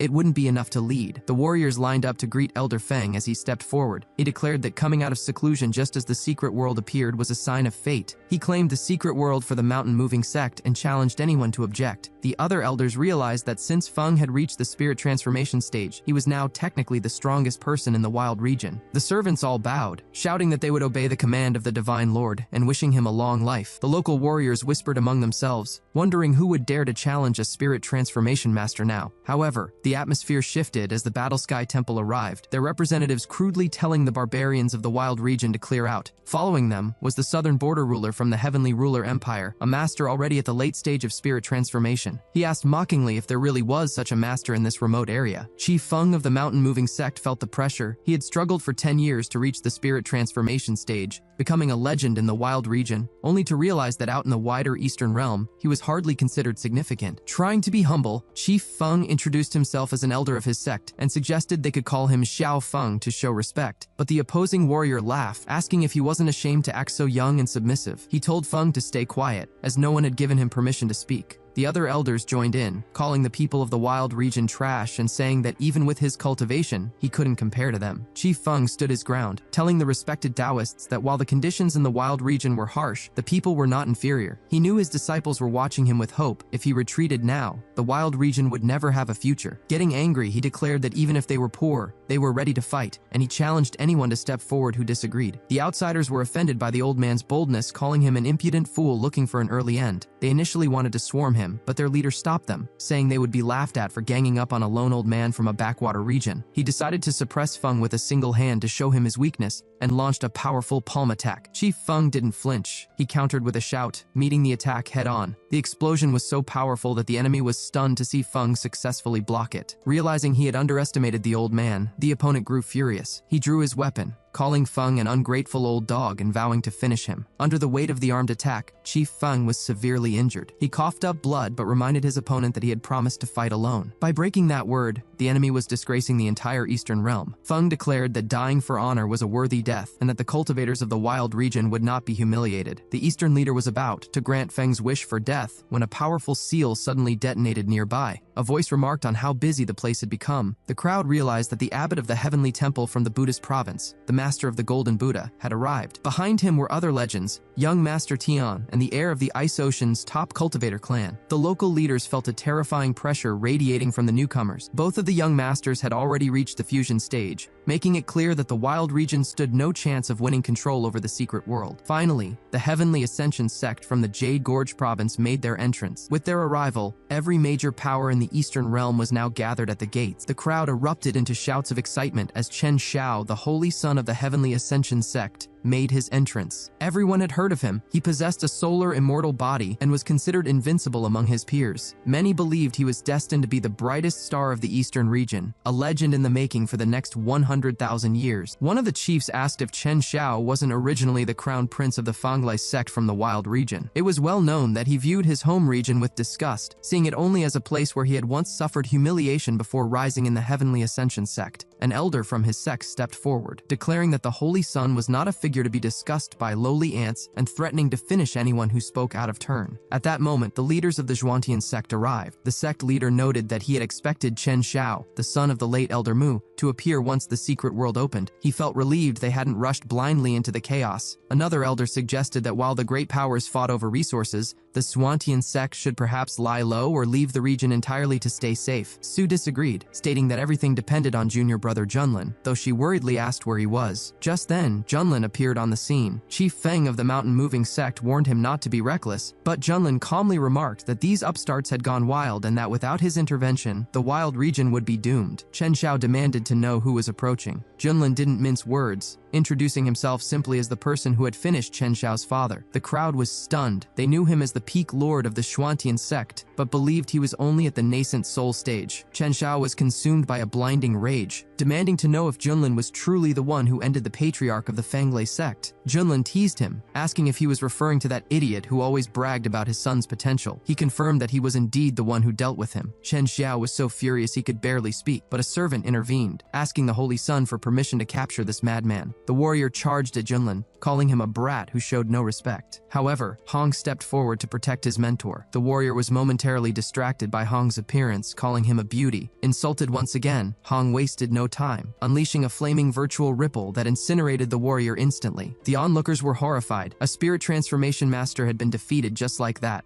Chi Feng was shocked, wondering when such powerful cultivators had appeared in the wild region. He realized that new peaks were hidden behind the mountains, and his own knowledge was limited. He was even more confused. To learn that Hong was Junlin's disciple, he couldn't understand how a supposed nascent soul master could have a spirit transformation disciple. The Zhuantian sect leader rushed to Junlin, begging him to run while they distracted the Heavenly Ascension sect. He believed that as long as Junlin lived, the sect had a chance to be reborn. Junlin told him not to worry and introduced his newest disciple, Liner. He explained that she was the daughter of the Emperor of Wei and possessed a high-quality water spiritual root, making her a perfect fit for the peak of heavenly fragrances. Liner walked up to Su and formally greeted her. Su was immediately impressed, noting that the girl seemed like the true embodiment of spiritual potential. However, Chen Xiao wasn't finished. He shouted at Junlin, warning him not to look down on him or the Heavenly Ascension sect. He vowed that everyone from the Zhuantian sect would pay for his father's death with their lives, and that Junlin would be made to suffer. Junlin calmly asked if Chen Xiao actually thought he was worthy of a direct challenge. He then ordered Hong to step forward and teach the boy some humility, just as Junlin had taught him. Hong felt like a dog finally let off its chain. Although he didn't like being ordered around, he was more than happy to unleash his frustration on a new target. When Chen Xiao saw Hong stepping up, he called Junlin a coward for hiding behind his disciple, and claimed Junlin was afraid to face a real saint. Hong retorted that his mentor's intervention wasn't even needed to handle someone like him. Chen Xiao, struck by Hong's strength and appearance, asked why someone so talented would languish in a miserable sect. He offered Hong a place in the Heavenly Ascension sect, promising the highest favors. Hong flatly refused, stating he wasn't interested. Chen Xiao, continuing to mistake Hong for a girl, asked if he had even bothered to think it over. Hong replied that his mentor was right. Chen Xiao's father was an idiot, and Chen Xiao himself was a double idiot. Enraged by the insult, Chen Xiao decided to punish him and launched a swirling fire attack. Hong stayed calm and used his meteorite flame,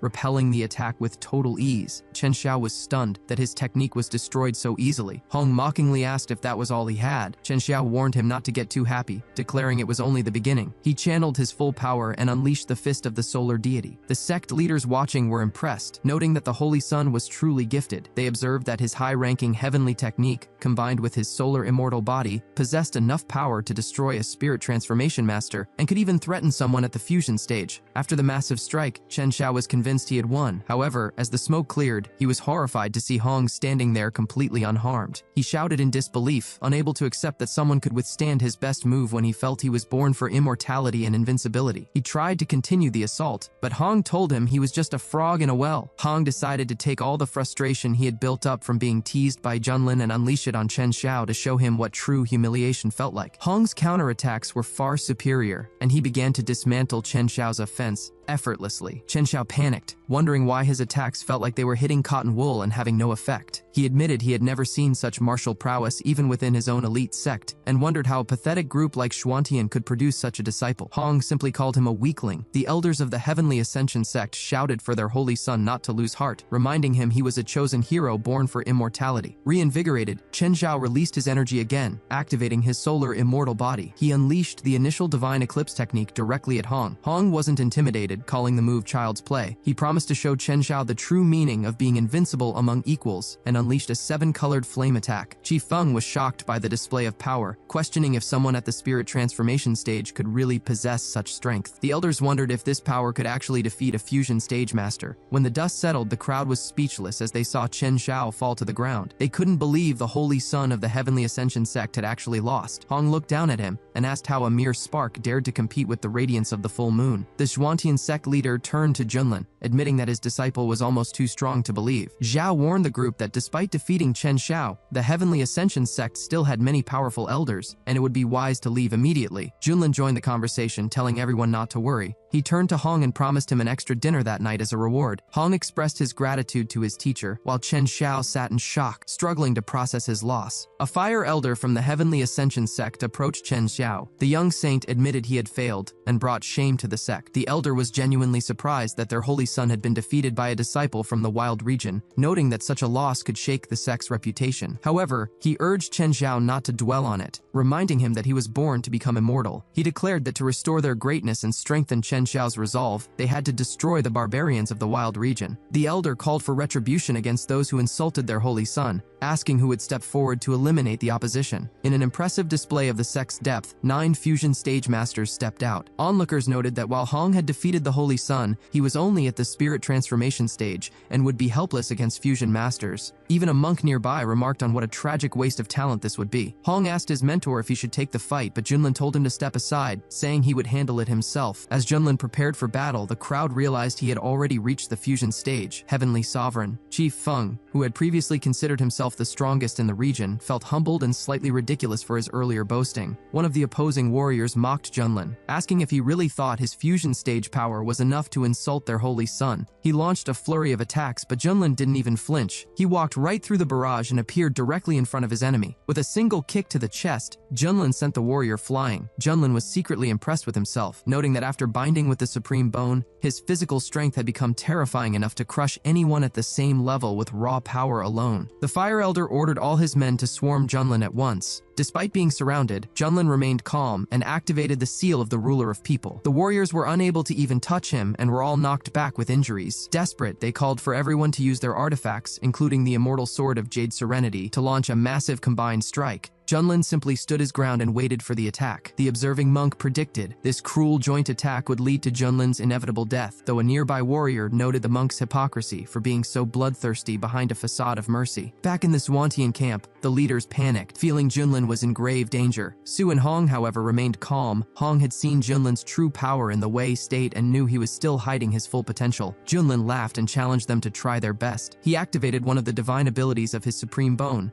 unleashing a divine punishing light. The energy was so overwhelming that it absorbed the joint attack and decimated the group of warriors. Badly wounded and defeated, the survivors begged the Fire Elder to save them. The Elder realized that Junlin was far more troublesome than he had ever anticipated. The Fire Elder grew desperate, realizing that with the Holy Sun seriously injured and the other warriors defeated, he couldn't return to the sect empty-handed. He decided to take matters into his own hands and launched an attack directly from the sect's massive ship. Witnesses recognized the weapon as the Buddha Tower, a 3-star spiritual artifact and the Elder's most powerful tool. Many thought this would finally be the end for the Zwantian sect. The Elder unleashed the tower's energy, certain it would finish Junlin. However, Junlin was actually excited, as this was exactly the challenge he was waiting for. The system immediately notified Junlin that he was in conflict with a peak fusion stage master. The passive ability triggered once again, elevating Junlin's power to the full fusion stage. The Elder tried to close the distance, but he couldn't get near Junlin. Every attack the Elder launched was effortlessly repelled. The Elder was shocked, wondering if Junlin had been hiding this level of power all along. Seeing no way to win, the Elder suddenly changed his tone, admitting defeat and announcing that the Heavenly Ascension sect would voluntarily withdraw from the fight for the secret world. This only made Junlin angrier. He pointed out how unfair it was for them to attack whenever they wanted and then expect to just walk away. Junlin declared that since they had already started this, they should finish it with their lives. The Elder warned him not to provoke the full wrath of the Heavenly Ascension sect, but then paused as he realized something. Junlin must have been the one who killed Elder Mu from their outer courtyard. Junlin confirmed it, stating that since they were already enemies, he might as well finish a few more for fun. Without giving the Elder another chance to speak, Junlin used his power to incinerate him instantly. The crowd was speechless. A barbarian from the wild region had just destroyed a high-ranking Elder with a single wave of his hand. They realized that with the Elder's fall and Chen Shao's spirit being crushed, the reputation of the Heavenly Ascension sect would be ruined. Chen Shao himself was filled with despair, wondering if his father's killer was truly so strong that he would never get his revenge. The remaining warriors panicked and decided to activate their golden ship to escape with the Holy Sun. Hong was annoyed by their attempt to flee after such a show of arrogance. He unleashed a massive wave of flames toward the ship, vowing that none of them would escape. The onlookers were terrified, thinking that Junlin and his disciple were completely insane for trying to wipe out the entire group, including the Holy Sun. However, just as the flames were about to hit, a monk stepped in to protect the ship with a powerful palm strike. Addressing Hong as a young lady, the monk asked when this cycle of revenge would ever end and why they were so intent on exterminating everyone. Hong wasn't fooled, telling the bald monk that he saw right through the Buddhist tricks. He accused the monk of being a hypocrite who was only saving the ship so the Heavenly Ascension sect would owe him a favor. The monk denied the claim, suggesting that Hong's prejudice showed he was falling into the demonic path and offered to guide him. Hong retorted that back in the central region, he despised people like this monk the most, those who act for their own benefit while hiding behind a mask of virtue. He declared that even if he chose the demonic path, he didn't need the monk's instructions. The monk decided that since Hong was stubborn, he would set him on the true path by force. Hong felt an incredible pressure radiating from the old monk, who was clearly at the peak fusion stage. Just as the tension peaked, Junlin stepped in front of the monk. He asked if the monk was really trying to bully his disciple while he was distracted. The monk tried to play it off, saying he only wanted to give the student some guidance. Junlin mocked the idea of the monk being worthy of instructing his disciple. Hong felt the same way, thinking it was ridiculous for a mere fusion stage monk to try to lecture a reincarnated true immortal. Hong thanked his mentor for the help, though he was frustrated that the old bald monk had allowed the ship to escape. The monk replied that he simply felt things had gone too far and decided to intervene to maintain peace. He added that if Junlin felt differently, he had nothing more to say. Junlin asked if the monk really thought he could just show off and then walk away, telling him to stop acting and face the situation. The monk asked what Junlin meant by that. He reminded Junlin that the floating temple was one of the most powerful Buddhist orders in the eastern region. He noted that Junlin had already made an enemy of the Heavenly Ascension sect and questioned if he really had the courage to oppose the Buddhists as well. Junlin told the monk that he was being quite clever. He pointed out that the monk had done nothing but manage to create a massive debt of gratitude for himself, leaving all the dirty work for Junlin to clean up later. Since the monk claimed to be so enlightened, Junlin mockingly asked why he couldn't predict the date of his own end. The monk stated that Junlin's words were becoming disrespectful. Junlin didn't wait and launched a fire attack, asking what the monk planned to do about it. The monk tried to defend himself with a golden bell technique, but his defense was too weak and he was injured by the strike. Struggling to stay on his feet as he landed, the monk told his mentor that the immortal was mocking them. He asked if Junlin truly believed the floating temple was a weak target. The mentor replied that since Junlin was being so persistent, he shouldn't be blamed for showing no mercy. reality. He then summoned the massive image of the Dharma Buddha. Junlin watched the spectacle without moving. Onlookers noted that the mentor was using a high-level Buddhist manifestation technique and held a 3-star spiritual artifact in his hands. They whispered that Junlin had lost his mind. After offending the Heavenly Ascension sect, he was now making enemies of the Buddhist orders. They wondered if he was simply tired of living. The mentor told Junlin that he had been given a chance but was far too stubborn, so now he would be calmed down by force. He raised his weapon and unleashed a powerful resolution attack. Junlin stood perfectly still, remarking that he found the situation interesting. He then summoned the Heaven Burial Coffin and stopped the entire attack with a single hand. The monk was stunned, unable to comprehend how Junlin had accomplished such a feat. Meanwhile, Junlin noticed that as his level increased, the coffin had evolved from a 4-star artifact into a 6-star artifact. He told the monk that if that divine ability was all he had, then it was time for them to go inside. The junior monks were terrified, screaming for their teacher to save them. The mentor was shocked, labeling Junlin a cursed evil person hiding within a sect. He shouted to his allies that Junlin was a heretic who needed to be destroyed immediately. The crowd watched in awe, wondering if anyone else would dare to risk a fight. Hong realized that he had been right. His mentor was still hiding even greater layers of power. The monk warned Junlin one last time, asking if he really wanted to be at odds with the strongest Buddhist sect in the region. Junlin replied that nothing irritated him more than hypocrites like them. He stated that he had no limit on who he would fight. His principle was simply to eliminate those who were fake. With a wave of his hand, he told the monk to stop talking and get into the coffin. After locking the monk inside, Junlin lifted the heavy artifact with one hand and asked the crowd who else wanted to attack. The Xuantian sect leader cheered, shouting that his brother had done an incredible job. Xiao was so stunned he asked if he was dreaming, even suggesting that someone hit him to wake him up. Su immediately obliged and punched him right in the face. When a bewildered Xiao asked why she did that, Su asked if it hurt. He confirmed that it definitely did, to which she replied that this proved it wasn't a dream. Even the elders were in disbelief, marveling at the fact that the wild region had actually won and that one man had managed to suppress everyone on his own. A massive cheer erupted as the crowd welcomed their new heavenly ruler. Meanwhile, the defeated enemies from outside the region were left reeling. They couldn't believe they had been bested in a place they considered backward. They realized they had completely underestimated Junlin. Not only had he shaken the mighty Heavenly Ascension sect to its core, but he had also defeated the high priest of the Buddhist temple. However, they whispered that he had made mortal enemies today and that retribution would be merciless. Some of the rival clans, like the Zhu, plotted in secret, hoping the chaos would eventually play into their hands. Suddenly, a brilliant beam of light descended from the sky. The warriors shouted in excitement. The secret world had finally opened. Junlin was pleased, knowing his main task was now within reach. However, he first needed to clear the area of hostile outsiders. He announced that everyone belonging to the wild region had the right to enter and explore, but everyone else had to leave immediately. The outsider clans were deeply dissatisfied. A young master from the Shui clan complained that they hadn't even been in conflict with the Xuantian sect, yet their path was blocked. He lamented that his elders weren't there to stop such lawlessness. However, a wiser warrior advised him that fighting a battle with a predetermined outcome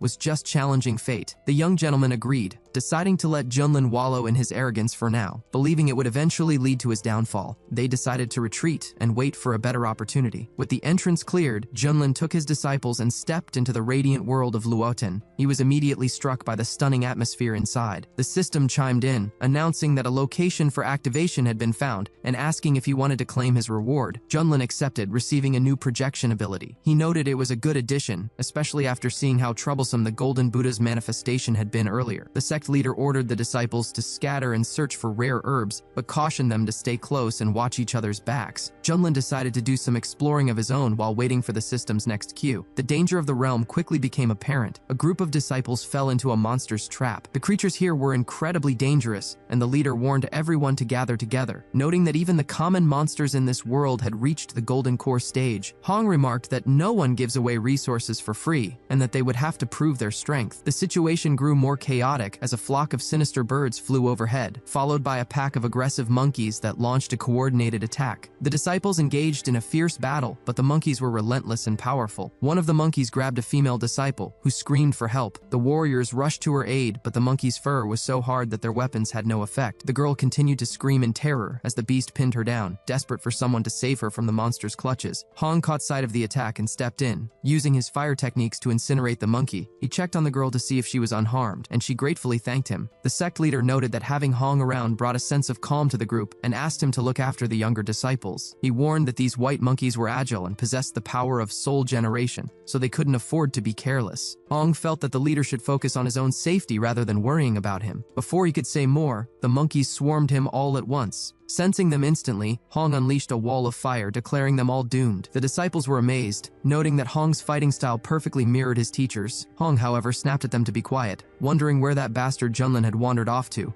assuming he was probably off relaxing somewhere again. Meanwhile, deep in the forest, Junlin asked the system if it was certain the energy anomaly was in this direction. The system confirmed it was, and teased that the upcoming task offered a reward far better than any standard activation. At the center of the secret realm, the leaders of the local tribes gathered around the Great World Tree. An elder announced that the fruit of peace had finally ripened, but its maturation had also revealed their world to the human invaders. The chief of the Stone Clan, a peak fusion stage master, insisted they deal with the invaders immediately. However, the giant clan leader argued that dividing the fruit was more important. He believed that once they consumed it and acquired the body of peace, they could crush the humans like ants. The winged clan leader interrupted, pointing out that a small white mouse had already managed to steal and eat the fruit. The dragon clan leader explained that the fruit had ripened so suddenly they hadn't had time to react. The fish clan head added that since the mouse had consumed it, the tree now recognized her as its own. If they attacked her while she was digesting, the tree would retaliate against them. The tree clan leader suggested they wait for her to finish digesting, then capture her and use secret methods to extract the essence. The giant clan leader fumed, vowing to make the lowly rat pay for her greed. Suddenly, the glow surrounding the mouse began to fade, signaling that she was almost done. A pair of tiny paws emerged from the fruit, and a little mouse popped out, yawning and saying she had slept soundly. Seeing the angry tribal leaders staring at her, the mouse tried to play it cool, greeting them and asking why they were looking for her. Sensing the murderous intent, she began to back away slowly, telling them not to stop her. The giant clan leader remarked on how fast she had become, clearly an effect of the fruit. The tree clan leader didn't wait any longer and sent his roots chasing after her. The mouse scurried away, shouting that she was intelligent and willing to negotiate. In her panic, the mouse spotted a shimmering spatial portal and jumped through it. She emerged on the other side feeling dizzy and disoriented, unsure of where she was. The winged clan leader was surprised that the mouse had gained the power of spatial movement from the fruit. He warned that if she escaped and learned to cultivate, it would be a disaster for them all. Determined to finish her, the winged clan leader launched a barrage of sharp feathers. The mouse was hit and cried out in pain. Falling to the ground, she whimpered that she didn't want to be eaten and just wanted to survive. However, the stone clan leader appeared behind her, declaring that her end was inevitable, and unleashed a powerful airstrike. The mouse was so small and weak that the force of the air sent her tumbling toward the abyss. Unable to resist, the head of the winged clan approached, mocking the dead rat for daring to claim the fruit of peace. He questioned if she even understood its value or who she thought she was to have a right to it. The head of the giant clan stood over her as well, taunting her to run, but noted she was paralyzed with fear. The mouse spoke up, arguing that no one's name was written on the fruit, so she didn't see why she couldn't eat it. She told them they were blaming her for nothing, and that she felt ashamed for them. This infuriated the head of the tree clan. He explained that the Great World Tree, which supports the entire secret world, only produces fruit once every few eras. Anyone who eats it gains the Great Luo body, the most prestigious physical form in the immortal rankings. Their tribes had waited for hundreds of generations for this moment, and she had stolen it from them. He asked her plainly if she didn't think she deserved to die so the fruit's essence could be returned to its rightful owners. The mouse realized the gravity of what she'd done and, fearing for her life, cried out for someone to save her. Just as the tree clan leader moved to crush her, an attack struck him from behind. Startled, he sensed a powerful aura and demanded to know who was there. Junlin appeared, asking the system if this little white mouse was truly the source of the energy wave. The system confirmed that by eating the fruit, the mouse had already formed the Great Luo body, giving her legendary potential. The mouse scurried over to Junlin, calling him a hero and complaining that these evil people wanted to eat her. Junlin mused that this scenario felt familiar. It seemed like every time he took on a disciple, he had to save them first. He wondered if he was becoming like a classic protagonist. He decided that since Hong was so stubborn and difficult, maybe this plump, obedient mouse would make a better student. The giant clan leader shouted that an invader had arrived and attacked. Angry that Junlin was ignoring them, Junlin didn't move. He stopped the giant's massive hammer with a single hand. He calmly stated that the mouse now belonged to him and offered to spare the tribes if they left immediately. The Stone Clan leader attacked as well, noting that Junlin was at the peak fusion stage, just like them. He questioned how Junlin dared to act so superior when they were all at the same power level. The giant clan leader agreed, calling for everyone to crush the invader together. Unfazed, Junlin stepped forward and struck out with his bare hands. The blow was so powerful it sent the giant clan leader flying. The giant was in shock, unable to understand how a simple physical strike could carry such weight. The winged clan leader then unleashed a barrage of razor-sharp feathers, telling Junlin he was seeking death. Junlin raised his defense and told them that since they chose to resist, they shouldn't blame him for being blunt. He unleashed the Great Wasteland Finger, sealing the heavens and raining down a fiery avalanche avalanche. The tribal heads were forced to take cover under a massive stone, shouting for everyone to stand together to repel the attack. Junlin watched them, finding their coordination interesting, but decided it was time to test his new login bonus, the Heavenly Emperor's projection. As a massive divine illusion appeared behind Junlin, the giant clan leader grew confused and made a strange comment, accusing Junlin of being a fake or using shortcuts like an AI to create his power. The tribal inhabitants were terrified by the overwhelming pressure of Junlin's massive illusion, feeling completely insignificant in its shadow. On the other side of the secret world, other cultivators saw the massive form in the sky. They realized it was a divine incarnation ability, far more powerful than anything they had ever seen, even surpassing the Buddhist monks they had encountered earlier. The elders wondered if it was truly the heavenly ruler from the wild region. They noted that even the strongest incarnations from the central lands would look pale in comparison and would have no choice but to bow in submission to such power. Hong observed the massive figure in the sky. Realizing his mentor was revealing yet another layer of hidden power, he wondered just how many more secrets Junlin was keeping. As the Heavenly Emperor's projection towered over the forest, Junlin's voice boomed, asking the tribal leaders if they truly dared to resist the heavens. When they chose to fight back, Junlin showed no mercy and ordered the projection to finish them. The Stone Clan leader, being the strongest among the tribal heads, launched a desperate frontal assault. Junlin met him with a heaven-splitting blow. A wave of intense fire engulfed the stone giant before he could even move, ending him instantly. The Tree Clan leader was paralyzed with fear by the overwhelming force. Seeing the tide turn,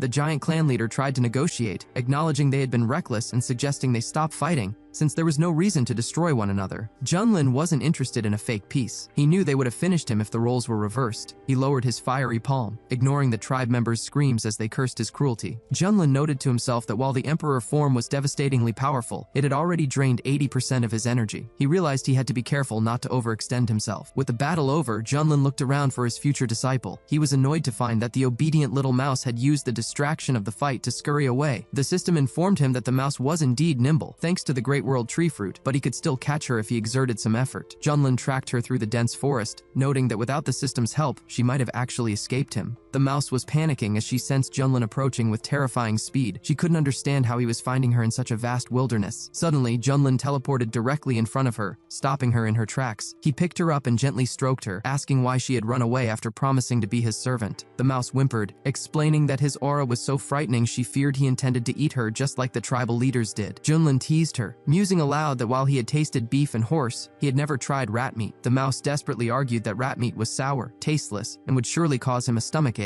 Junlin laughed, saying her intelligence made her even more interesting. He looked at the plump creature, marveling that she possessed the body of the great Luo, the strongest immortal physique, yet was so easily frightened. He decided that if she wouldn't be a student, she would make a great pet. 2 hours later, they stopped to set up camp. As Junlin prepared a meal, the mouse woke up from a nap, lured by a delicious aroma. For a second, she feared she was still in danger, especially when she saw a large cauldron over the fire. She worried Junlin was planning to cook her after all. Junlin called her over, warning her not to make him chase her again. He handed her a piece of cooked meat and chuckled at her cowardice, telling her there was no need to be so afraid. The mouse began eating greedily, exclaiming that the meat was delicious and asking what kind it was, as she had never tasted anything like it. When Junlin told her it was a rabbit, the mouse was momentarily shocked, protesting that rabbits were too cute to eat. However, when Junlin glanced at her, she quickly changed her tune, suggesting that bunnies were indeed much better to eat than mice and asking for another piece. Junlin told her she could have more on one condition: he would be her owner and her mentor. The mouse was surprised, wondering if she truly deserved such an honor and if being his student would be dangerous. Junlin told her she was overthinking it. As his student, she would eat well, and he would protect her from any threat. The mouse happily agreed, declaring that she loved having a powerful patron. She formally greeted him, introducing herself as Xiaoxi. The system immediately congratulated Junlin on accepting another disciple. As a reward, he received the divine ability of the 5 Wheels of Rebirth, a massive area effect technique capable of destroying everything in its path. Junlin was thrilled with the new power. When the system teased him about his noble nature, he jokingly defended himself, claiming he would never hurt a defenseless animal. Xiaoxi, confused, asked if he was talking to her. Junlin told her to focus, as he was about to pass on a special technique to her. He directed a beam of energy into her head, granting her the path of the Great Tao. Xiaoxi was amazed, feeling as though her mind had been instantly enlightened, and she thanked her teacher for the gift. Junlin told her to finish her soup and meat, as it was fully cooked. Xiaoxi found the meal wonderful, and felt that being his student was true happiness. vowing to repay his kindness. Suddenly, the sky above them began to fracture and collapse. Junlin asked the system what was happening to the secret world. The system explained that the life cycle of the ancient world tree Luo was ending, and it could no longer sustain the secret realm. It warned him to leave immediately. Junlin noted the urgency, but then noticed Xiaoxi was crying. She couldn't explain why, only that she felt an overwhelming sadness. Junlin realized it was because her body was now spiritually connected to the world tree. He told her they had to find the sect leader and escape before the world vanished. He opened a portal and moved instantly to the others. The sect leader was already shouting for his men to retreat safely, worrying about where Junlin had gone. Junlin stepped out of the portal and warned them all that the situation was critical. They had to evacuate the secret world right now. The sect leader was relieved to see Junlin, though he noticed only one of his students was present. Zhao curiously asked who or what Junlin was carrying in his hands. Junlin casually introduced the little mouse as his newest disciple. The leader was taken aback, asking what happened to his previous student. He pointed out that while the last one had a difficult personality, he possessed a divine appearance and incredible talent, whereas this new one appeared to be just a plump rat with no visible cultivation. Junlin brushed off the concern,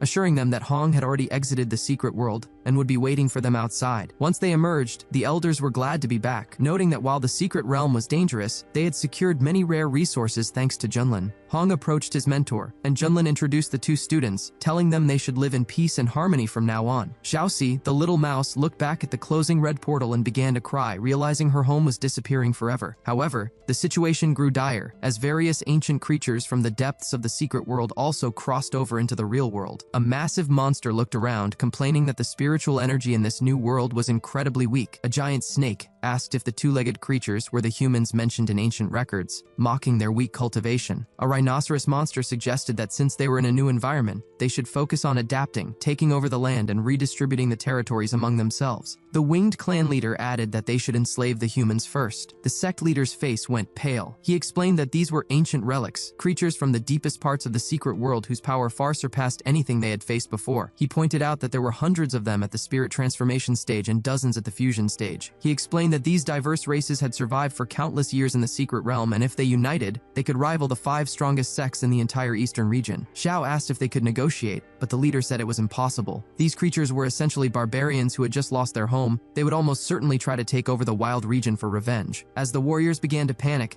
Elder Feng stepped forward and told them not to be afraid. He reminded them that they had Junlin on their side, and as long as he was with them, they could handle anything. The warriors' spirits lifted, believing that no enemy was a match for Junlin. Hong also looked at his mentor, wondering if he really could withstand an onslaught from such a massive army. Just then, the system appeared with a new quest. Junlin had to gain the trust of 10,000 of these secret world natives and convince them to join the Swantian sect. Junlin was incredulous, asking the system if it was joking. He complained that fighting them was one thing, but persuading them to join was a total headache. He realized the system was telling him that he couldn't just destroy them, he had to subjugate them. The system left the decision to Junlin. Suddenly, the leader of the ancient relics approached, demanding to know if Junlin was indeed that guy everyone considered the strongest. Junlin confirmed it, realizing he was staring down a literal army of monsters. He saw the potential for the Swantian sect to house them all, but the monsters were unimpressed. They mocked him, pointing out that even a peak fusion master couldn't stand against hundreds of opponents at once, and they prepared to swarm him. Junlin raised his defenses, feeling the weight of the situation. He knew he could fight, but retreat wasn't an option, and the task of subjugating them seemed nearly impossible. Seeing her teacher looking puzzled and pressured, Xiaoxi, the little mouse, recalled how kind he had been, feeding her and teaching her techniques. She couldn't bear to let him stand alone. Hong was confused as she suddenly dashed forward, shouting that she would aid her mentor. Standing before the massive creatures, Xiaoxi's presence underwent a terrifying transformation. Her eyes began to glow with a divine light, and her aura surged. The sect leader watched in awe,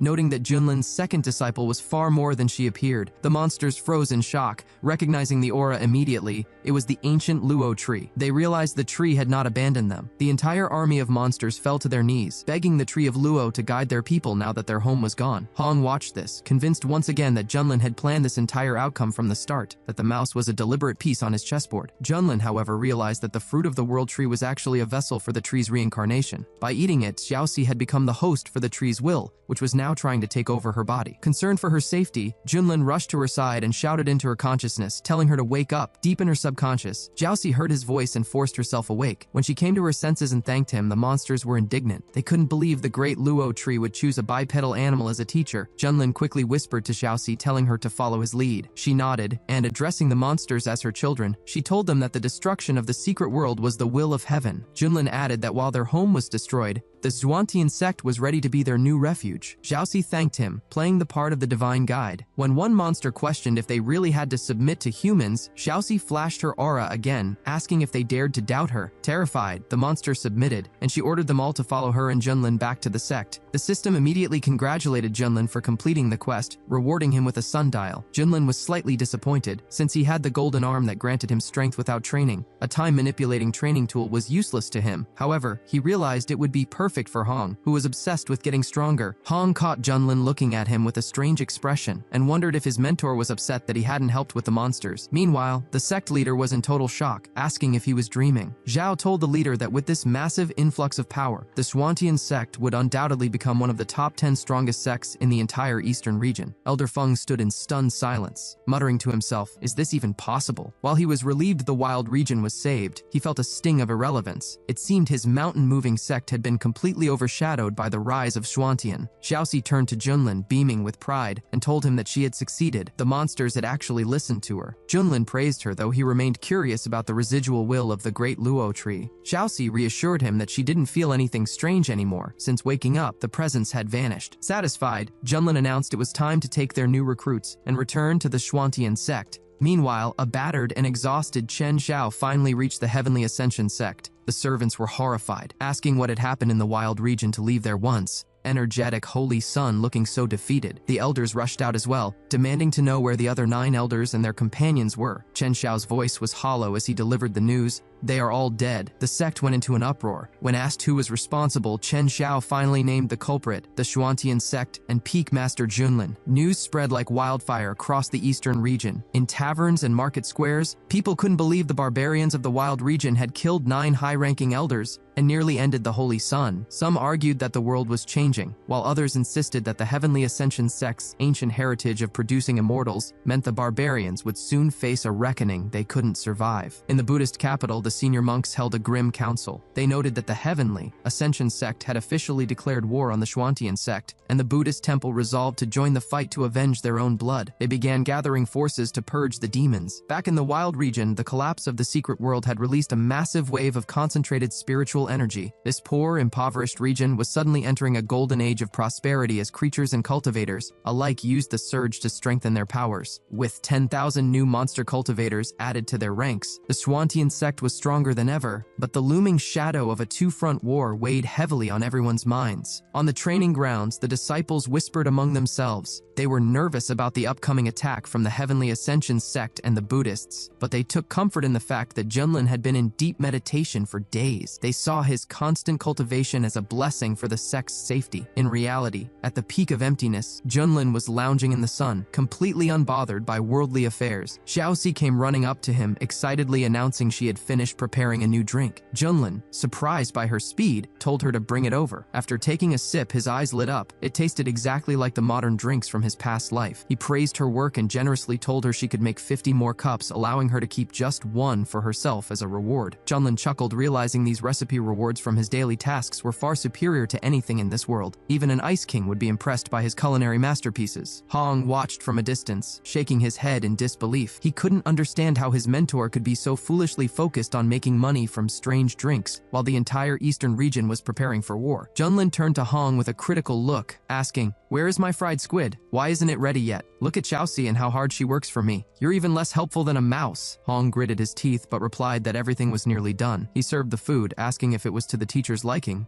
or if he needed to add anything. Junlin took a bite and casually told him to keep up the good work. Taking a chance, Hong asked for permission to train using the sundial. He explained that he wanted to grow stronger to ensure the sect's safety. Junlin sighed, noting Hong's usual impatience. He told Hong not to worry because the sect was perfectly safe as long as he was there. Hong secretly thought Junlin was just afraid of being surpassed. However, Xiaoxi chimed in, telling Junlin that if the elder brother wanted to train so badly, he should be allowed to go, and she would take over his chores. Junlin stood up and agreed, telling Hong to thank his sister for her insistence. Hong knelt and thanked them both, but internally he vowed that the day he emerged from his time-dilated training would be the day Junlin finally bowed to him. Junlin saw the look on Hong's face and knew exactly what he was thinking. He found it pitiful. He only grew stronger stronger when faced with a worthy opponent, so Hong's rivalry only served to fuel Junlin's own progression. Xiaoxi then presented 50 new cups of her specially prepared tea. Junlin told her she could pick any cup for herself as a reward. As she happily drank, Junlin began petting her, remarking that while other people pet cats, he preferred his mouse. He noted that her fur felt wonderful. At the mention of a cat, Xiaoxi began to tremble in terror. Junlin laughed, pointing out that she had the ancient Luo body and 10,000 monster warriors under her protection. Yet she was still afraid of a creature smaller than her. Junlin asked why she didn't want to use the sundial to train, where 100 years inside felt like only one day outside. He told her it would greatly strengthen her Luo body. Xiaoxi whined, saying she didn't want to be away from her teacher for a century,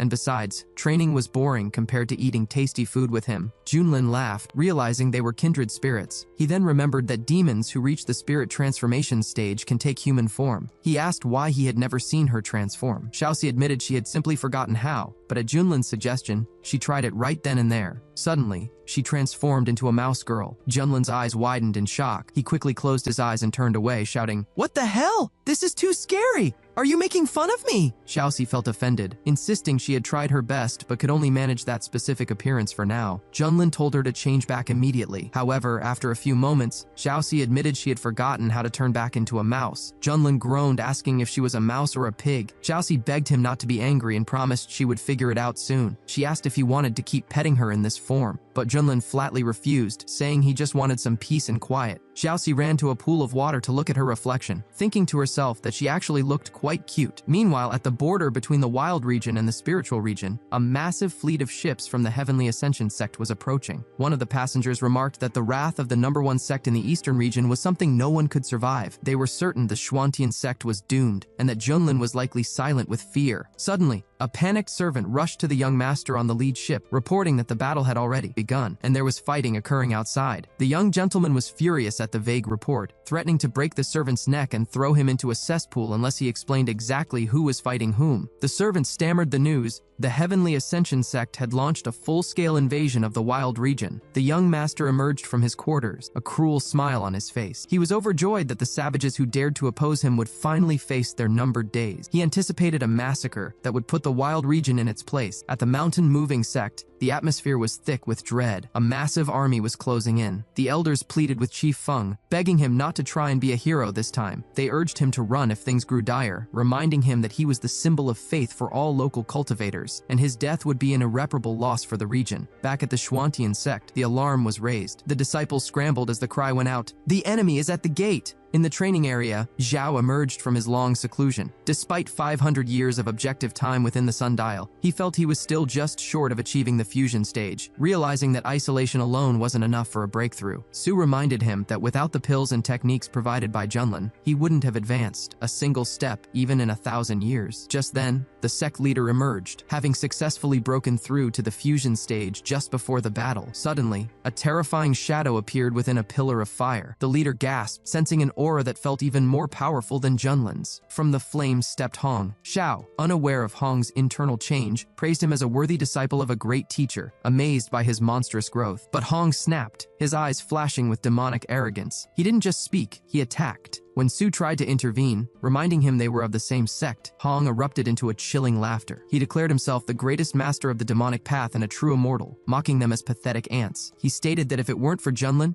he wouldn't have wasted a second in such a place, but that everything had changed now. Su, thinking he had gone mad from training, threatened to complain to Junlin. Hong laughed at the threat. He claimed that, with his current strength, it was a question of who would tame whom. He demanded they hand over the sect's treasures to him rather than wasting them. When Xiao warned him of Junlin's punishment, Hong unleashed a wave of fire that forced them all back. The sect leader was horrified. Even at the fusion stage, he could barely withstand the pressure Hong was radiating. Hong looked at the approaching Heavenly Ascension army as a crowd of insignificant insects. However, he paused, confused as to why the sundial, which he intended to seize, hadn't moved an inch from Junlin's control despite his power. The leader pleaded with Hong, asking why the greatest genius of the sect would stoop to such villainy. Hong, enraged by the lecture, struck the leader with a light blow that sent him reeling, unable to resist. Hong sneered that letting them live was already a great mercy. Just then, the voice of the Heavenly Ascension army boomed over the hills, demanding that Junlin come out and accept his death. Hong flew toward them, eager to test his power, while the Xuantian elders tried desperately to stop him. Meanwhile, at the peak of emptiness, Junlin was calmly sipping milk tea, remarking that this was what made life worth living. Hong, watching from a distance as he flew toward the enemy, was disgusted. He viewed Junlin as a slovenly slob who had simply stumbled upon high blessings and rare resources by luck. Hong vowed that today, all those priceless resources and techniques would finally belong to him. Junlin beamed as he saw Hong emerge, exclaiming how much he had missed his favorite disciple. Hong, however, wasn't in the mood for pleasantries. He pointed toward the chaos outside, mocking Junlin for resting peacefully while the Heavenly Ascension sect was literally at the gate. Junlin, still holding his tea, seemed genuinely confused, asking if the attack had already started. Hong sneered, realizing Junlin had been hiding behind his soundproof spiritual barrier. He told his mentor to listen to the screams of the enemies calling for his death. When Junlin finally acknowledged the war had begun, Hong made his move. He offered to save Junlin's life, but only if the mentor handed over every treasure and technique he possessed. Junlin acted shocked, asking what Hong was talking about, but Hong told him to stop playing the fool. It was time to a frank conversation. Suddenly, Xiaoxi came running up, carrying a plate of spicy chicken wings she had cooked for Junlin. When she saw Hong, she greeted him warmly, asking if he had finished his seclusion so quickly. Hong recoiled in fear at her appearance. In her mouse girl form, she looked terrifying to him. He wondered what kind of twisted tastes his mentor had to keep such a creature around, thinking the situation was beyond the bounds of common sense. The sect leader and Su arrived at the peak, shouting warnings to Junlin about Hong's betrayal. However, when they saw the girl with the mouse head, they froze in shock. Xiaoxi tried to reassure them, but the leader took a closer look and marveled at Junlin's exquisite and dreamlike taste in disciples. Junlin snapped at them to stop talking nonsense and asked why everyone was so tense. The leader explained that Hong had tried to seize the sundial and attacked his own sect members. Junlin turned to Hong, asking if it was true. Hong didn't deny it, telling Junlin that his death was inevitable anyway, and he clearly didn't understand the danger he was in. The leader cursed Hong as a traitor, but Hong countered that they had treated him like a servant for far too long. In a dramatic turn, Junlin covered his face and began to lament, claiming it was all his fault for disregarding his students' feelings. He put on a show of crocodile remorse, asking if Hong could ever forgive him so they could start over as teacher and student. Hong was disgusted, telling Junlin his acting was pathetic. Secretly, the system notified Junlin that he had successfully completed a temporary task, sincere admission of mistake with maximum emotion. For his performance, he received the Immortal Ruler's technique. Junlin was delighted. The remorse had been a total sham to earn the reward. Xiaoxi, seeing Junlin's depression, decided she needed to drink more milk tea to boost her spiritual power so she could eventually transform into a more appealing human form for her teacher. Meanwhile,